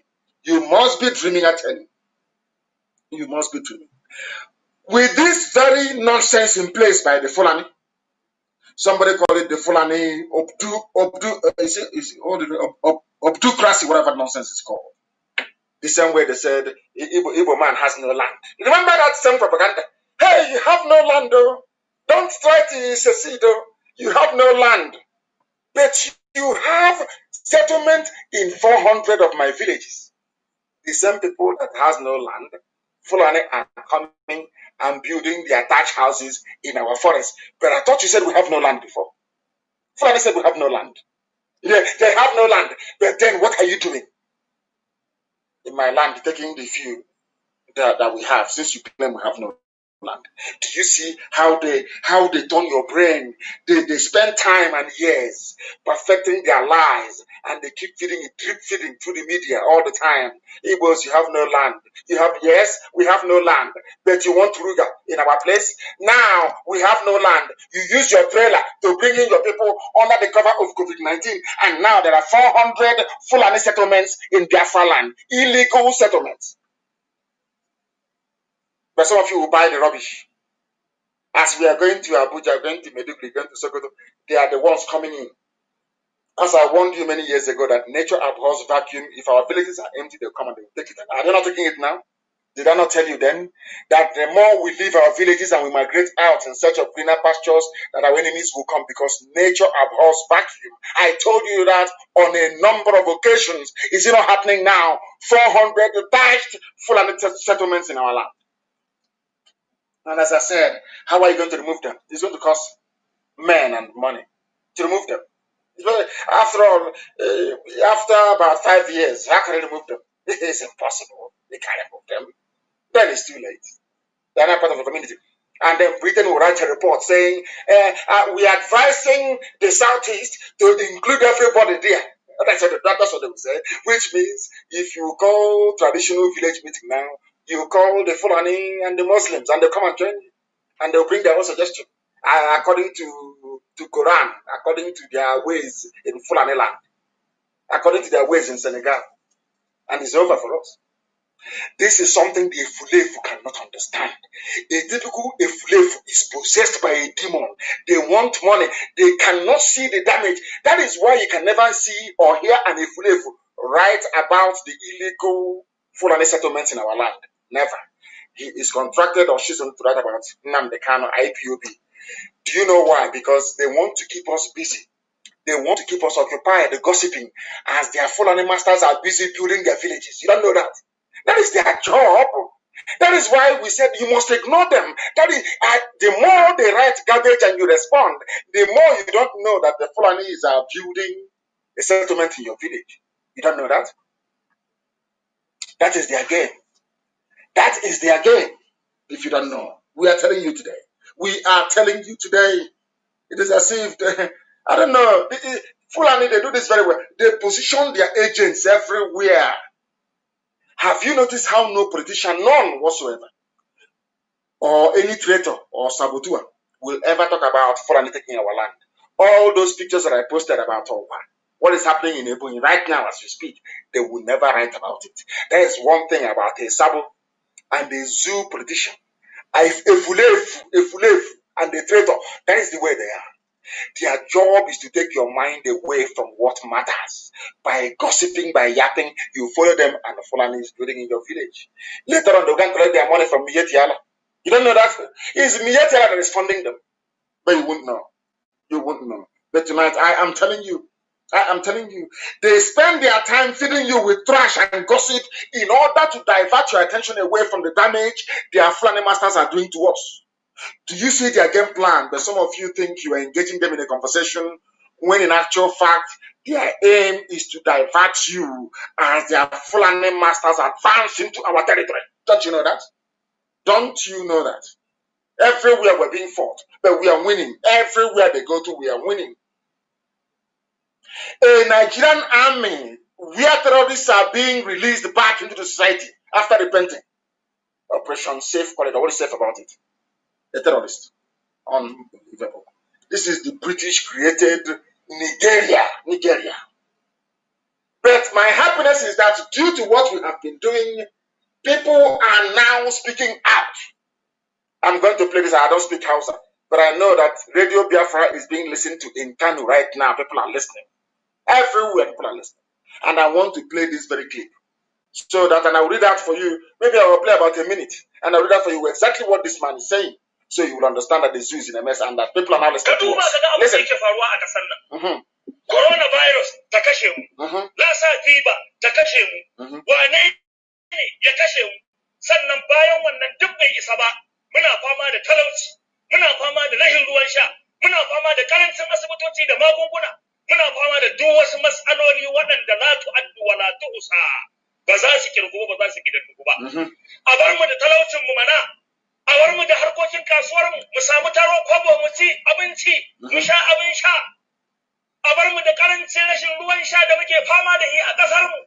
He is speaking Hausa language, and I'll tell you what he's saying exactly. This man is saying, what is happening in Nigeria?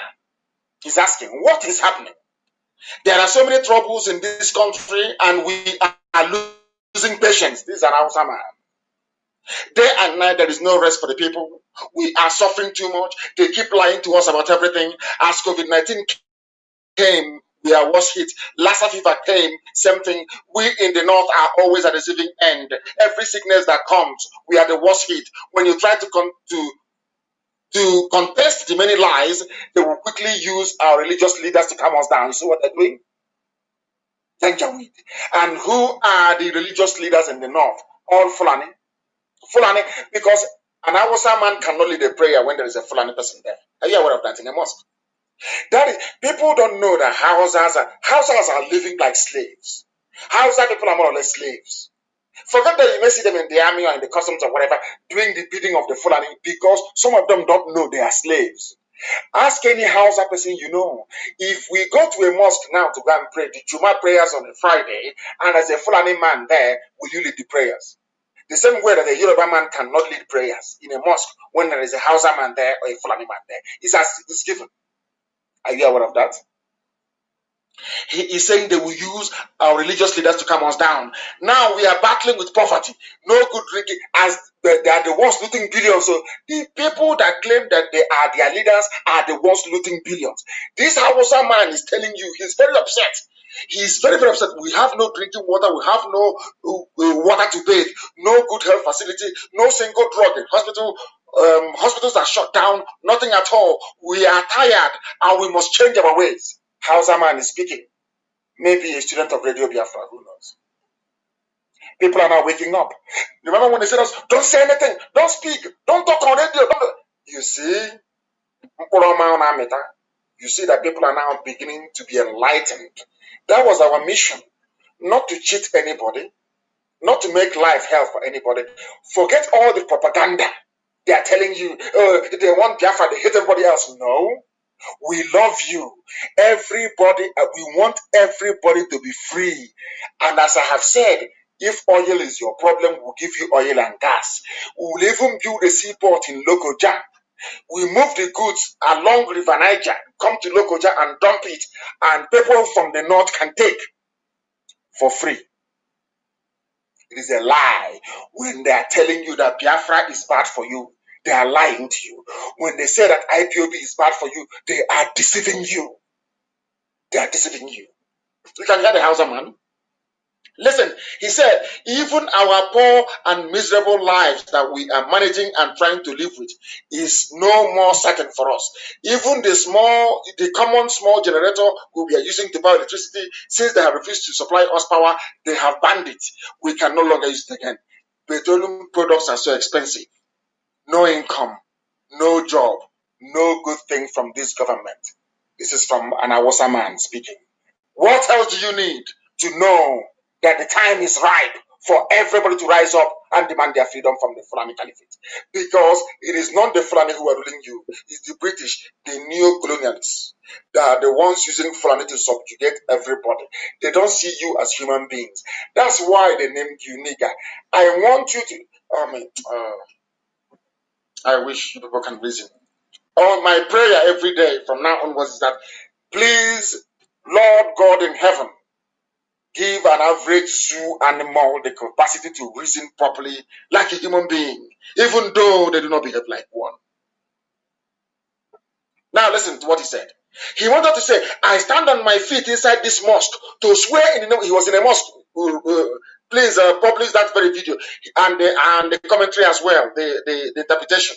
I stand on my feet inside this mosque to swear in the name of Allah, to tell you the truth. There are no governors nor president in this country. And our sermon says there is no president in the country. So do you see why speaking the truth always is very good? I'm sure he was one of those that said, go and kill Nnamdi Kanu in 2017 when I said Buhari was dead. But today, this man is crying. He is swearing by Allah. He was broadcasting from inside the mosque and he said, there are no governors nor president in this country. We must stop deceiving ourselves. Let's face the reality. Forget the tribe and speak the truth. Do you see that we have succeeded in making people conscious? That is the job we set out to do. And Chukwu has done it. People are now beginning to reason and talk properly. So we are very close to home. Very, very close, I tell you.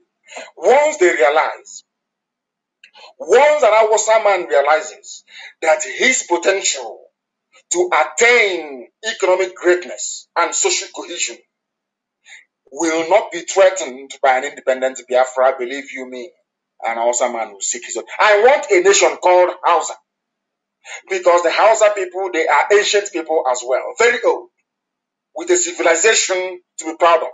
So also is Kanuri. I mean, can you believe coming into Africa and traveling to ancient lands the way it used to be before the white man came?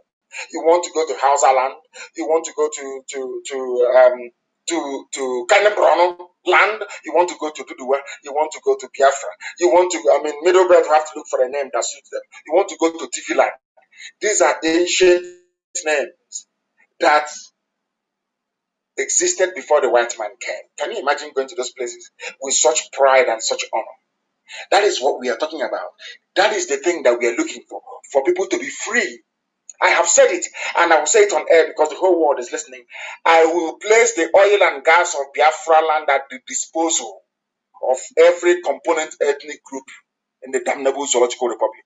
We will give you oil and gas for free. Hold me to it. I am saying it live on air. We will put it into international treaty that will be overseen by major powers around the world. We are even going to supply gas to West Africa for free, because we want the economies to also grow, because we need people to buy our goods and services. Our economy is not going to be based on oil and gas. Our economy is going to be based on the things we are going to manufacture and produce with our brain, which is the greatest natural resource anybody can have anywhere in the world. That is pure common sense. That is the type of Biafra we're looking for. Not Biafra to sell oil and one idiot to be sitting there somewhere eating money. No. We are going to seek for what is called inward investment. We are going to convince the company of the world, rather than manufacturing and shipping, which is very expensive. We do what China did.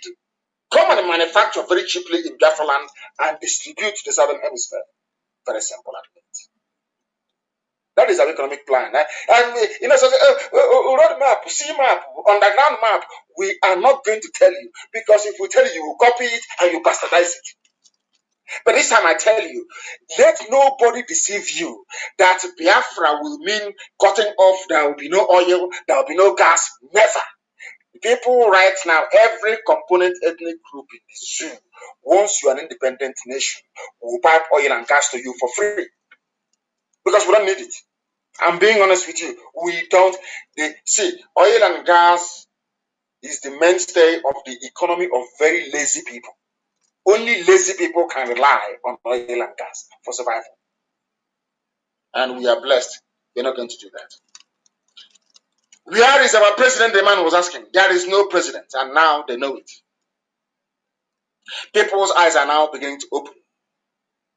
I now pray that the same people that told us that Buhari then, before he died, was a repentant Democrat, look at what his administration is doing to all of you. Those of you that voted for the dictator, you have seen the mess you put everybody in. Have you seen it? Because you lack foresight and you lack vision. You lack foresight and you lack vision. Even this man that I love reading his epistle, sometimes he writes from Atlanta all the time. His name is Farouk Berogi.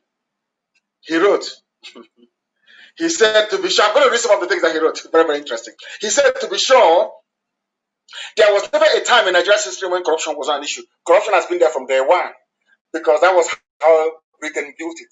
Britain built the zoo, their zoo, Nigeria, and planted it on corruption by falsifying the census figures. So corruption is part and parcel of the zoo.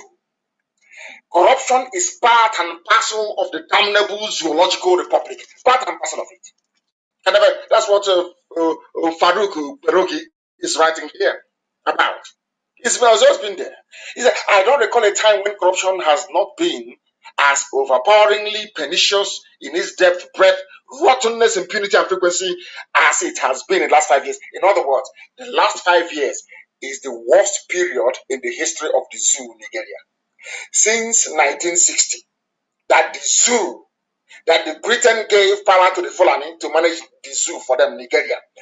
The last 5 years in the history of the zoo, both in terms of corruption, impunity, rottenness, insecurity, everything, name it. But will you listen? Of course you're not going to listen because of who you are. You will not listen because of who you are. As corrupt as Jonathan was, according to this man who is writing, it was once railroaded by the force of public opinion to accept the resignation of Stella Odua because she bought BMW cars.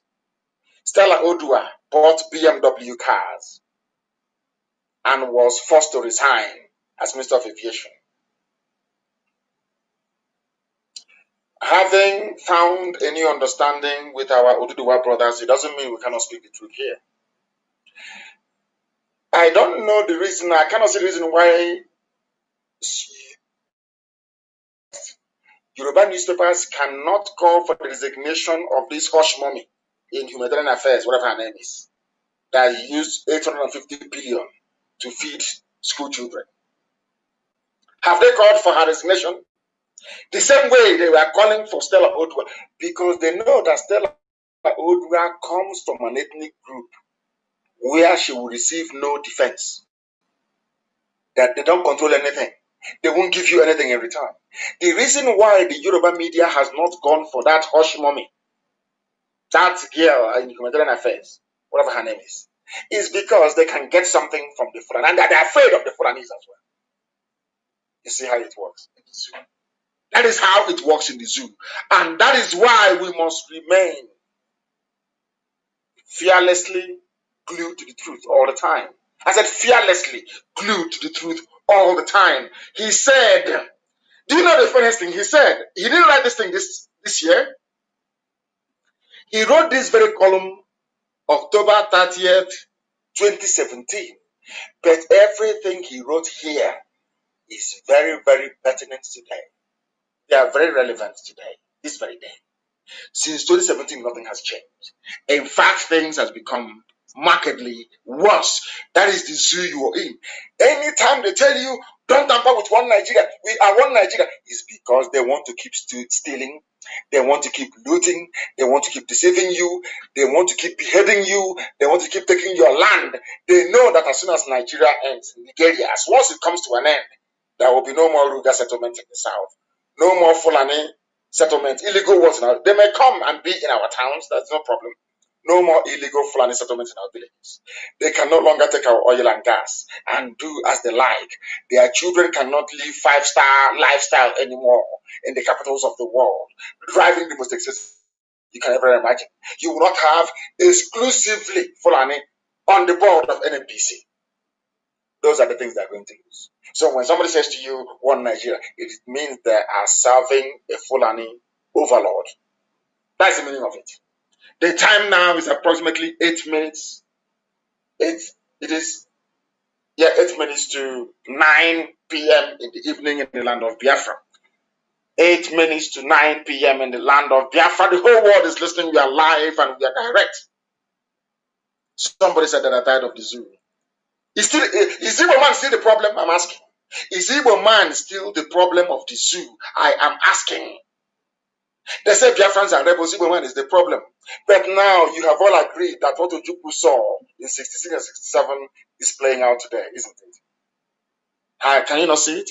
Has it now occurred to all of you that the reason why there was a concerted effort to demonize the Igbo man is because the British and their Fulani house niggers, they know that it's only an Igbo man that can save the rest of you in the zoo called Nigeria. I'm saying it without any apology. Only an Igbo man can lead a revolution that will free everybody, the same way an Igbo man did in Haiti and across the Latin world, even in the USA itself. Is it now very clear to all of you? Is it now very clear to all of you? Those doubting Thomases, is it now very clear? The reason why they chose an Igbo man to demonize an Igbo man is to make your freedom impossible. To make, as they are killing you, as they are cheating you, as they are looting your treasury, they will keep saying to you, oh, an Igbo man is the problem. Igbo man is the problem. Have you seen it now? Even the Hausas are waking up. They are waking up. They are waking up. And my very happiness is that somebody wrote something very, very interesting, which I must read out to some of you. I think it's from Ronta Douglas. No, this is not from Ronta Douglas. Ronta Douglas is one I will try and read out later on. It is what somebody said regarding this so-called fake plot, so to speak. Fake plot. They said an Igbo man is coming to take our oil in the South. Somebody responded to them. A southern Biafran, so to speak, responded to them. And he was responding to a Fulani man. A Fulani man wrote, Biafra is Igbo plot to colonize South, and they know that there's nothing called South in this world. They know that South doesn't exist in any map, in any cardinal point. But that's them they gave them. South, and they're answering. They have abandoned that one these days. North should not cry for us. Our brother is writing. His name is Donald Ego. He replied to somebody called Sage Ringim, and he said to him, Biafra is a plot by Igbos to colonize South and Haji Sage Ringim. Now, Donald Ego responded, North cannot speak for South. He who comes to equity must come with clean hands. He went on to say, Sir, I want to thank you for your concern about the welfare of the people of the South by exposing the plans of the Igbos to recolonize the region as if there was a time Igbos colonized anybody before. Do you see how education is in the zoo? Do you see how warped the minds of the zoo people are? But we'll continue. But I'm worried about the sincerity of these your concerns. Because of these worries, let us dissect and carefully assess your statements of fear and concern in 4 segments, so as not to repeat the mistakes of 64, 66, 67 to 70 till date. In your carefully written letter or chat with journalists, as reported in national dailies yesterday, you clearly stated that Igbos want to, 1, that's IPOB. We want to seize the economic prospects of the minority ethnic nationality of the oil-rich region. So now he believes there are ethnic nationalities, no longer South. You see how clever they are. Now, he responded to ring him. Eko said to ring him. May I remind you that the economic prospect of the South is currently being seized and controlled by your people of the Northern Protectorate of Nigeria. Simple. This man, Eko knows that I told you, every time they want to blame the Igbo man for everything. So as like professional gossipers we have in Biafra land, they want to keep your mind focused on something else. This man said to him that your people are the ones who are now colonizing my region. Are you aware that even the oil wells in Abia State, Imo State, and Anambra, and recently Enugu is being owned by your people in Northern Protectorate? Do you know that the oil well in Abia State, where I come from, I come from Omai, of course, not Abia State. Do you know that the oil wells in Imo State, in Anambra, are being owned by Fulani people? Are you aware of that?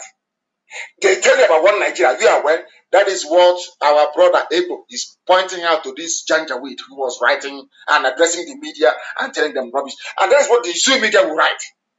Oh, Nnamdi Kanu, Ipob, you want to colonize the South, you want to capture the region, you want to capture the oil field. They have forgotten that Abia State has oil field, though. They have forgotten to know that Imo State has oil field. They have forgotten that Anambra is oil, Enugu is oil, Ebonyi is oil. They will never tell you that. Do you see? This is that thing that the British told them. Britain said to them, keep saying it all the time. If you keep repeating it, people will believe it. Keep saying it. Even if they are fighting you, keep saying it. Keep telling them, Igbo man is coming to colonize you. Keep saying it every day. The idiots will absorb it. And some fools among them. He's now telling him in the north. He said to him, Alhaji Sage ring him, may I remind you that the Igbos are not the colonialists as you have insinuated here. But you and your people in the north are. Eko is writing to him, and Eko is from Cross River State, writing to this Janjaweed, telling him, you people are the colonizers, not Igbo people. Do you understand it?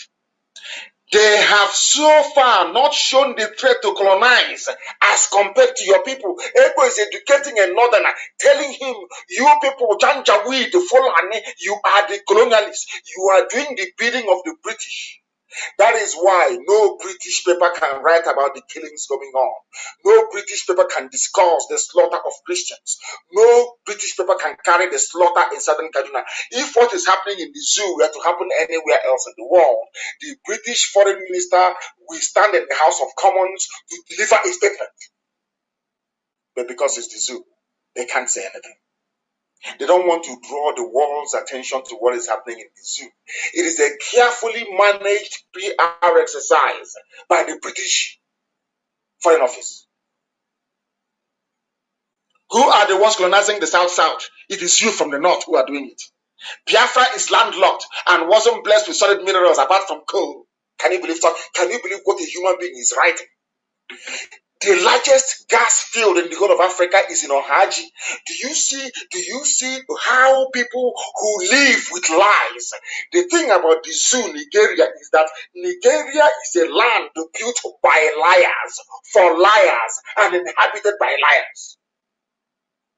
So the oil, Shell is in Uguta. So what is Shell doing in Uguta?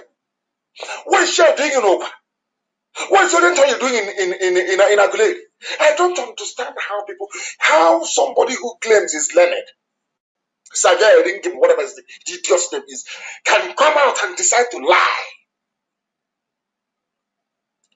Do you know it is the oil in Abia, in Imo, that is being piped underground and being lifted from the coastline of Biafra land?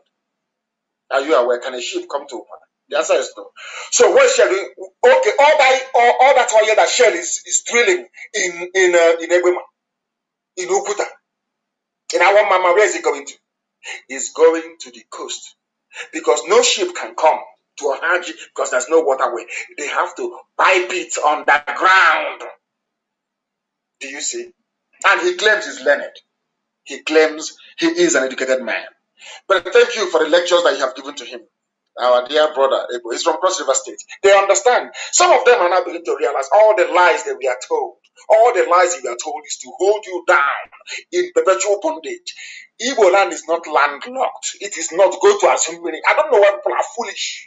They know the truth. They keep writing rubbish.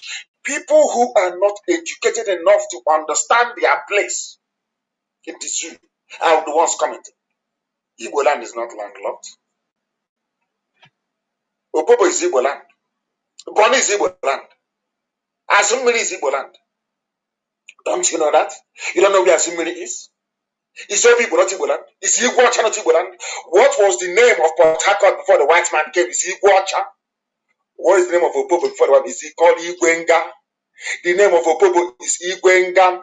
People should go and do their research properly. What was the name? Is Port Harcourt a black man's name? Is Port Harcourt a name of a black man or black woman? What was the name before the white man came? Iguacha is the name. For those who do not know, for those who claim they have forgotten, we are here to remind you every blessed day. We are now going to look at the time now is 2 minutes past 9 p.m. in the land of Biafra. We are going to look at what Oronto Douglas wrote about Niger Delta. He said, a generation that lived on misinformation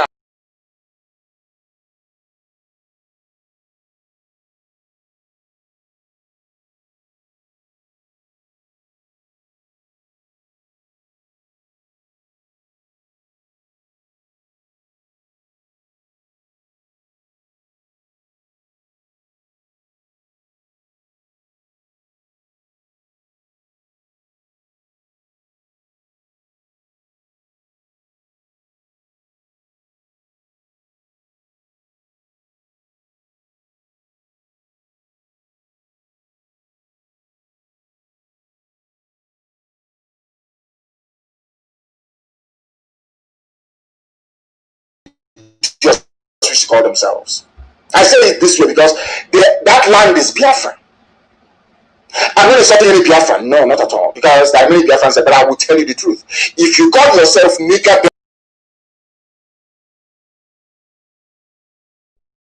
stupidity, I will tell you to your face every blessed day of your exotic life. I will tell you because it means nothing in the language or lexicon of our people.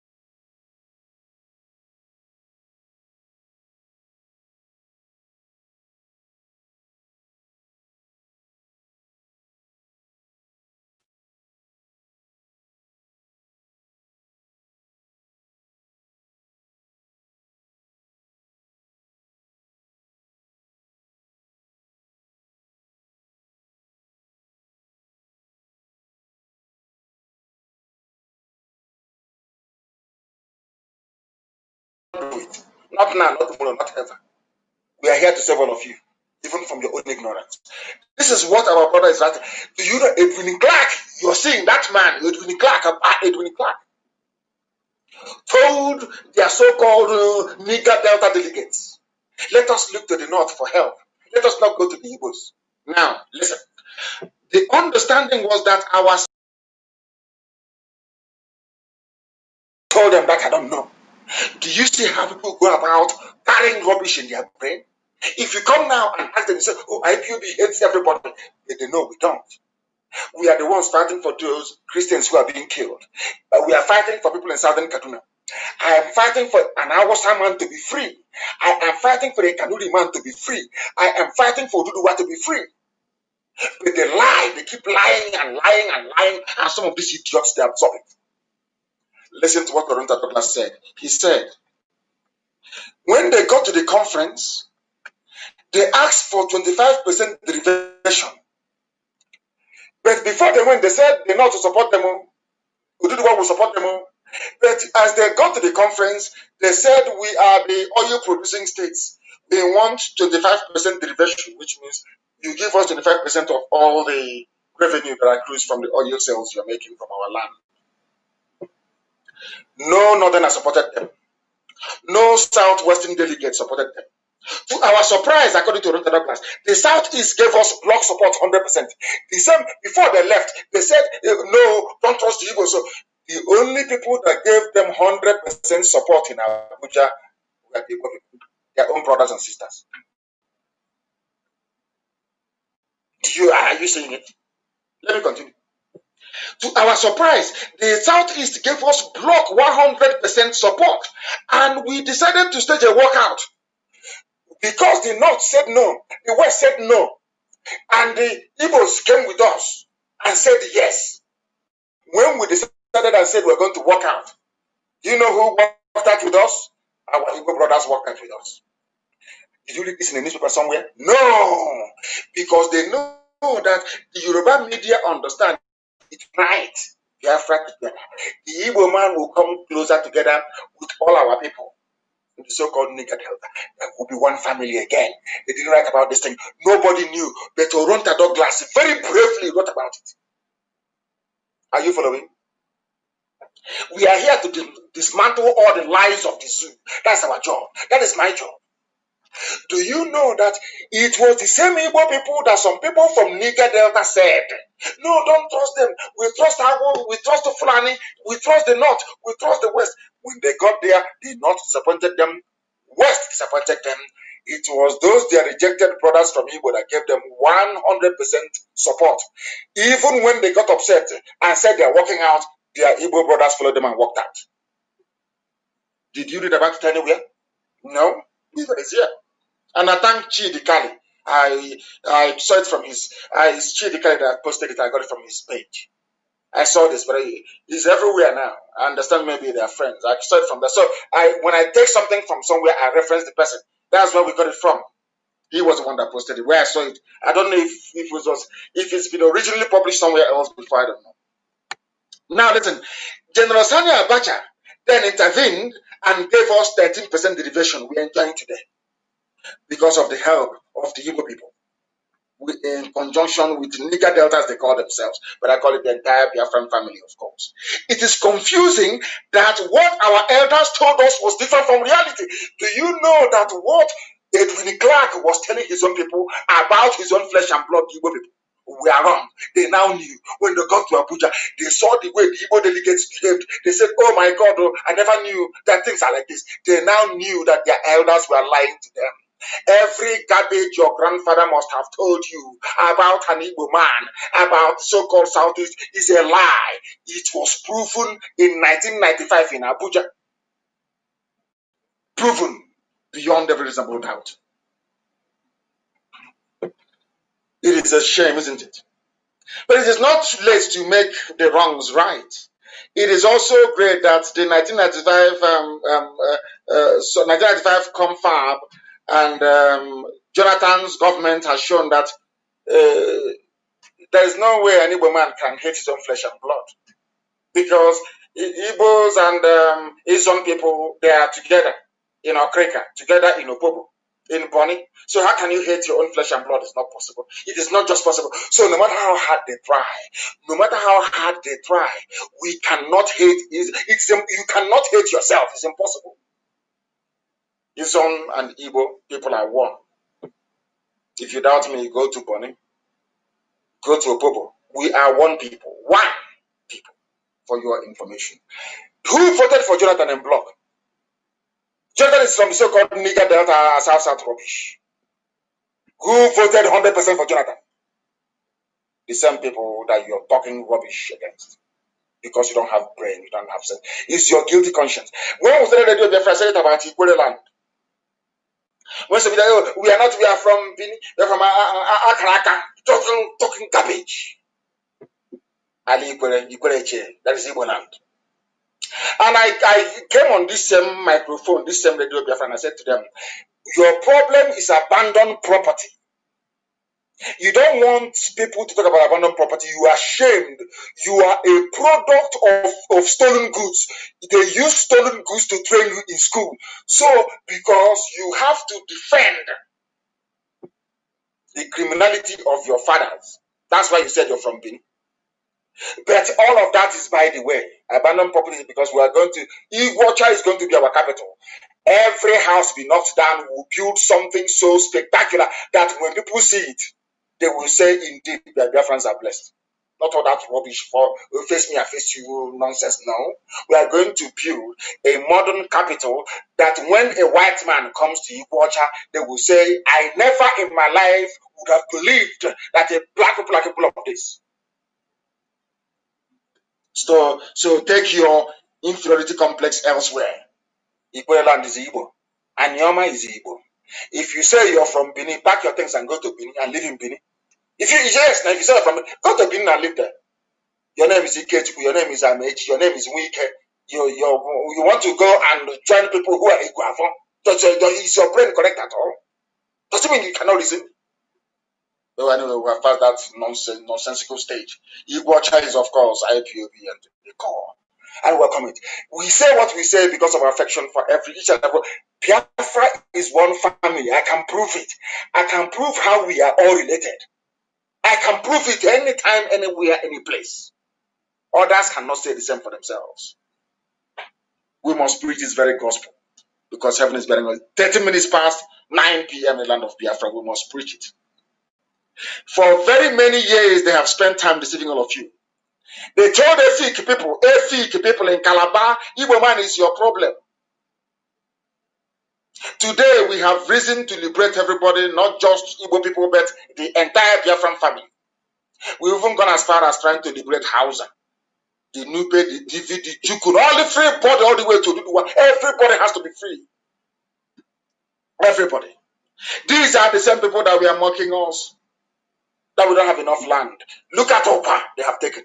Everywhere they have taken our land. We are chasing them away from Ebonyi State.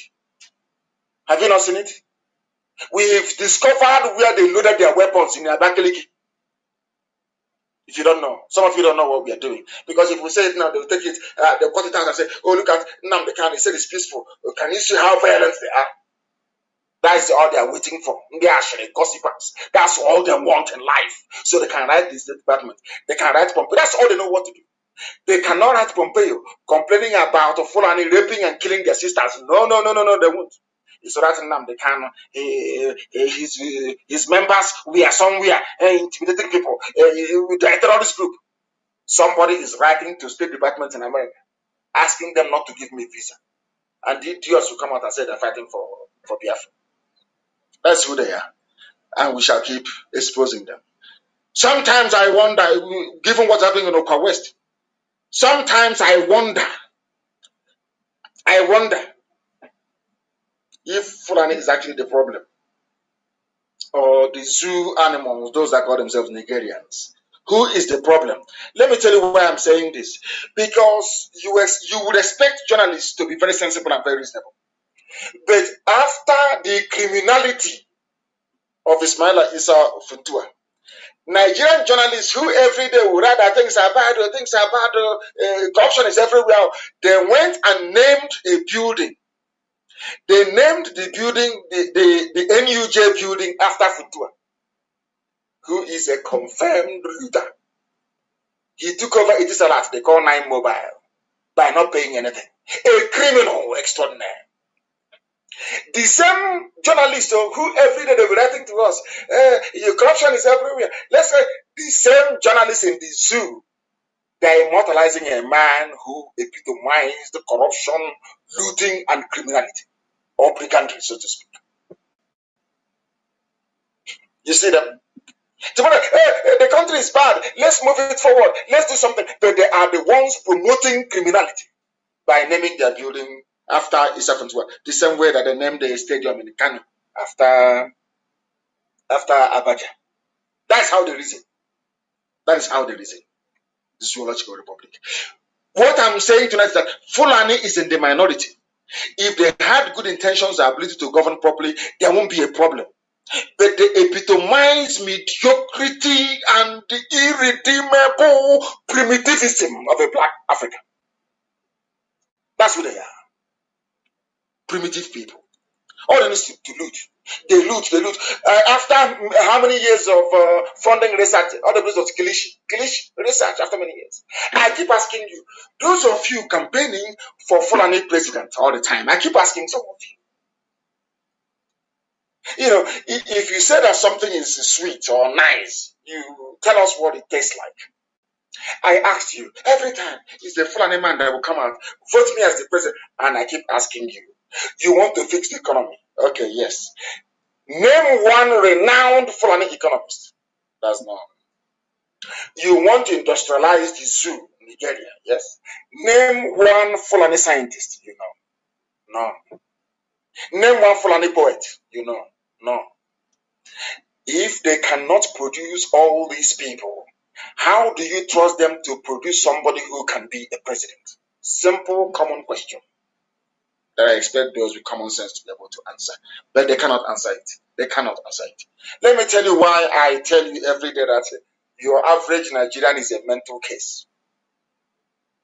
I want to let you understand that being a Nigerian, if I see you, I hate you anyway. Once you say I'm a Nigerian, ask those who claim they're my friends. Once you start acting rubbish and we Nigerians, I'm a Nigerian, I cut off from you. I know you're not reasonable. Once you say I am a Nigerian, or a proud Nigerian, I know from that day onwards you're not a human being. You cannot reason very well. Number one, no black man created Nigeria. It's the British. And the word or the name Nigeria is an insult. It's a slow, it's nigger. Go and check it. So where is the value of your education? You are educated so that when you see something right, you say, oh, it's right. If you see something wrong, you say it's wrong. You cannot be educated and accept that Nigeria, the way it is a nation or a country. Of course not. Once you're a Nigerian, I cut off from you. I know you're not serious. And let me tell you why. I want to buttress my point by telling the whole world how stupid the Nigerian. I want to let the whole world understand that this is the reason why white people are quite rightly, racist towards black people. Including if they're racist towards me, I don't complain. Because we are foolish. I want to prove to you that white people are justified in being racist the way they are. Because a black man is a bundle of stupidity. And I want to prove, I don't say, he's insulting, I'm not insulting you. I'm telling you how foolish you are. As a nigger, the nigger in a Nigeria that you are. Let me tell you how. There is a headline in Punch newspaper. People read this headline and it makes it doesn't touch them, it doesn't affect them. Because they are black people, because they have no shame. I've said it to you before. For you to have class in life, you must have shame. You get me hearing? For you to have class in life, you must have shame. Now listen to the headline. This headline: Nigeria's petroleum imports exceeded their exports by $58.5 billion US. What it means is, listen up. It means that they come to Biafra land and they take our oil on behalf of the whole Nigeria, or should I say on behalf of Britain. They take that oil outside and they sell the oil and they bring the money back. With that money they are bringing back to us, we now proceed to import other forms of oil as well. We export crude oil. Crude oil contains everything. It contains engine oil, it contains paraffin, it contains kerosene, it contains aviation fuel, it contains plastics, everything in a crude oil. It's black, it's crude oil, it contains. So the meaning of refining is when you now begin to, from that same barrel of crude oil, you get kerosene, you get petrol, which is a premium spirit, motor spirit, what you put in your vehicle, fuel. You will get diesel, you will get engine oil, you will get brake fluid, you get everything. Now, do you know what Nigerians are doing? They export crude oil. They now import kerosene separately, petrol separately. They want to put in your car. They import aviation fuel, the one you put in aeroplane, separately. The one they call, is it paraffin or whatever it's called, separately. Engine oil, separate. So you are selling a barrel of crude oil to a white man or to a refinery, which some of them own, which some of these foreign people own in Equatorial Guinea and in Exeter, in England. They export the oil to their own refineries. That is how wicked they are. Meanwhile, the foreign refineries they have is not working. Iguacha, One, Warri, and Kaduna, not working, but they're paying the workers. Now, listen to the stupidity of a black man. I want you to understand how contempt this zoo is. I want you to hate Nigeria with every passion, with every sinew in your body, because what they have done to your brain is irredeemable. You know what they do? They export 1 barrel of crude oil for, let's say about $40. Then they send that barrel of crude oil to the refinery that they own in Exeter in England. They don't refine because no refinery is working. As they send the barrel out, 1 crude oil, $50, the refinery in Exeter in England will refine the oil. And then the same zoo, Nigerians, these monkeys, will now say, oh, we want a barrel of kerosene, a barrel of aviation fuel. A barrel of aviation fuel is maybe $30. A barrel of, let's say, kerosene is maybe about $30. Now you have spent $60 buying the same thing that you could have refined and provided jobs for the people in your village. No, you export it for $40 and you import only 2 products back for $60. Does that make sense to you? Do you now see how foolish a black man is? Do you see the reason why I say that Nigerians are animals? Do you see the reason? I don't wake up and say it. News like this drives me insane. You have refineries where you could have refined all this your oil and provided kerosene, even at a subsidized rate, to people to use to generate electricity. No, they export it, and a barrel contains many products. Don't forget, they're only importing 2 back. And out of that 2 they're bringing back, they are spending $20 more. That is why they claim they have no reserve. They claim they are borrowing money. And they are spending 58.5 billion more importing finished products when they have the refineries to do it. Now tell me if those people are human beings or not. Do you now see how foolish the zoo is? Do you see why I call Nigerians animals? Do you understand? Do you see the reason why when somebody says I'm a Nigerian, I look at you as a complete idiot? You have 4 refineries, not 1, 4. And you're sending this crude oil to a refinery as well. The same thing you have in One, the same refinery in Iguacha. And you're importing only 2 products back, kerosene and aviation fuel, because you don't have any refining capacity. Now ask yourself, who is stopping the refinery in Iguacha from working? Who is stopping Kaduna refinery from working? Ask yourself that question.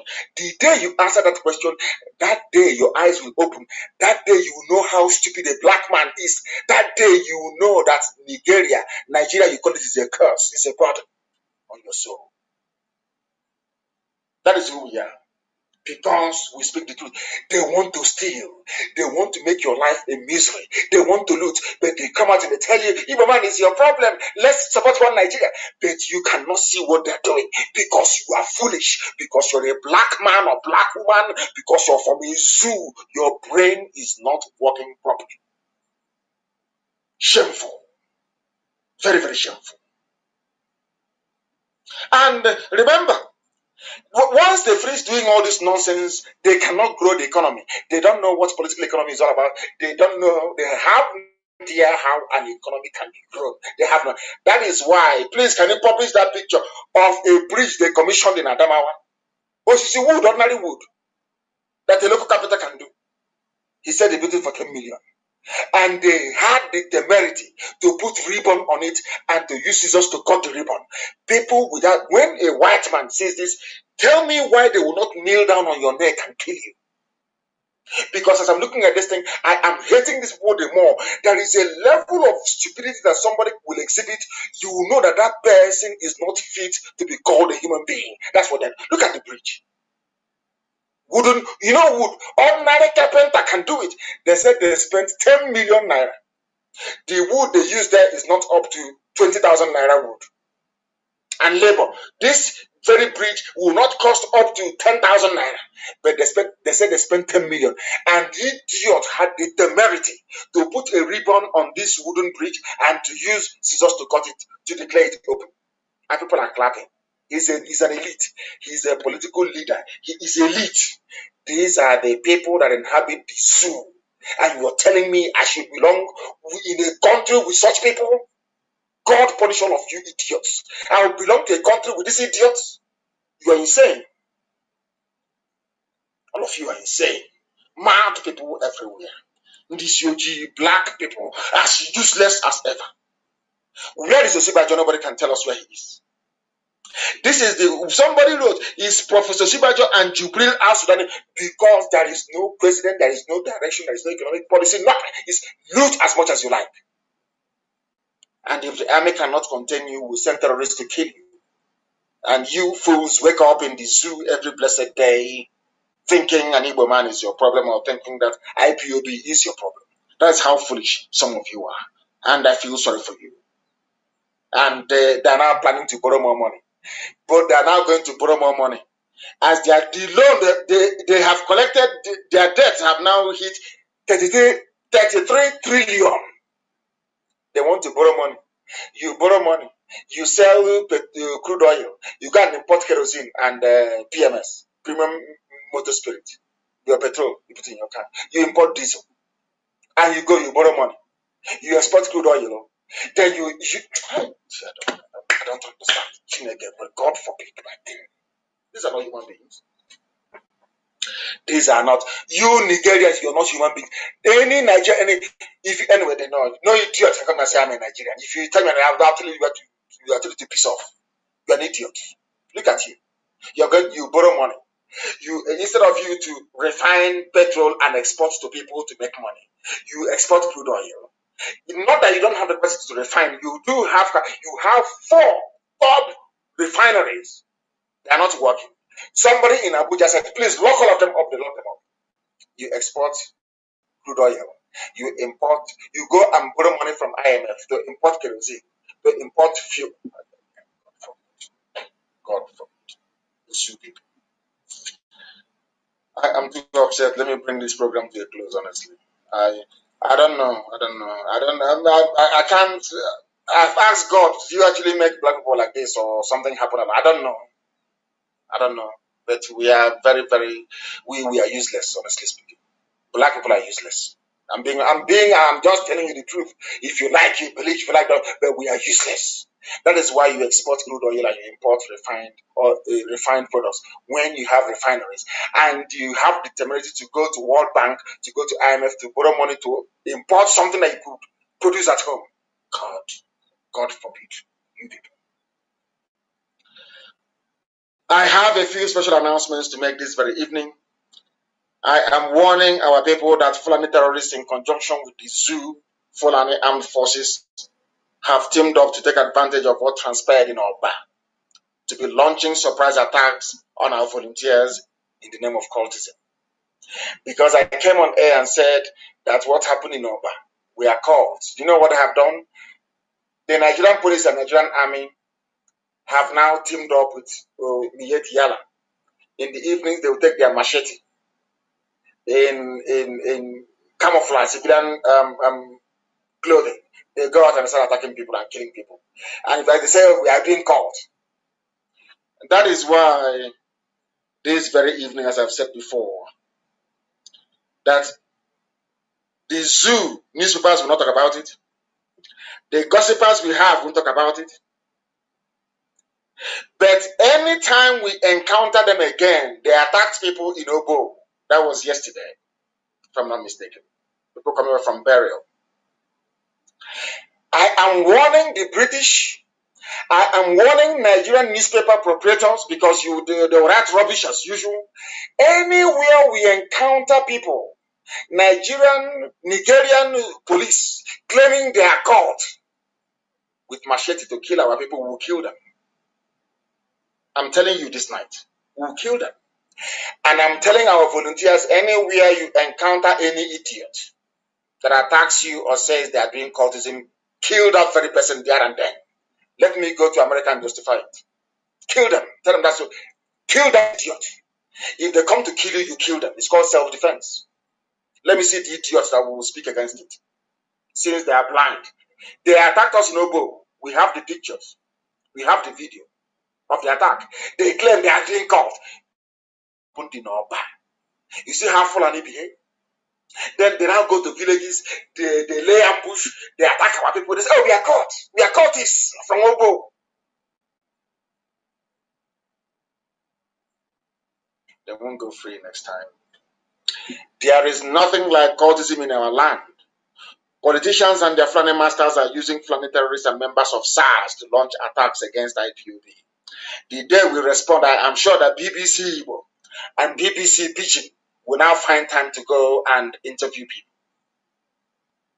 They will twist it to their own advantage in their mission to demonize IPOB. Now that we are being attacked, nobody's talking. Now we are being attacked indiscriminately, nobody's talking. I hope they understand that. They have been inflicting grievous bodily harm on our people in the name of cultism.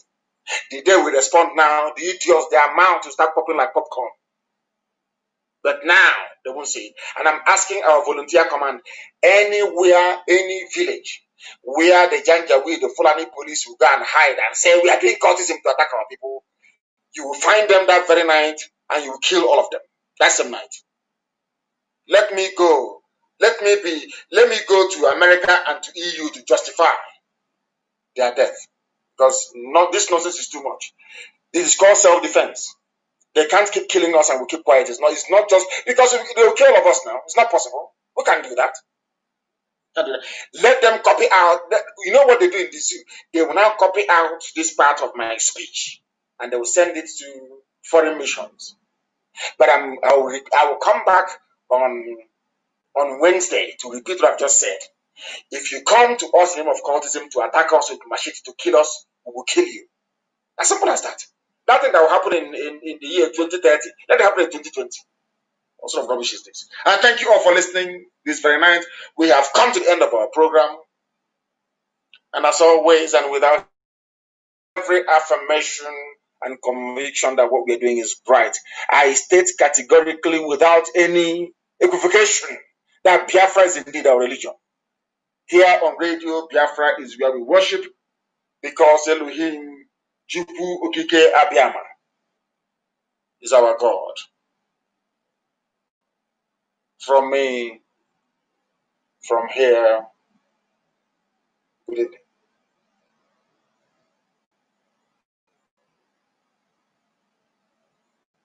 Another Savior, holy, holy, holy, holy, holy, another Savior, holy, holy, holy, holy, well, this is for BN. This is dedicated to the gallant heroes of the Nigerian Biafra War and IPOB families all over the world. I remember the Nigerian Biafran War, in the thickness of the Biafra genocide. Hey, one man revived the vanishing hope to life. Let the great Biafran army to fight, and they were singing out, holy, holy, holy, holy, is another Savior. They were singing out, holy, holy, holy, holy, is another Savior. Holy, holy, holy, holy, is another Savior. Many years after the genocide, whoa, yet another great leader has risen up now. Oh, and he's leading the Biafrans to victory. In your Madika, Africa, Kopanam, Hey, Alamekele Mazuche before. It's an honor having you on board. When I'm single, holy, holy, holy, holy. It's another Savior. When I'm single, holy, holy, holy, holy. I'll say it's another Savior. When I'm single, holy, holy, holy, holy, holy, holy, holy, holy. It's another Savior. Getting it right and getting it fast now. Holy, holy, holy, holy. It's another Savior. Holy, holy, get him holy, holy. It's another Savior. Yeah, for freedom. Holy, holy, holy, holy. Nnamdi Kanu is another Savior.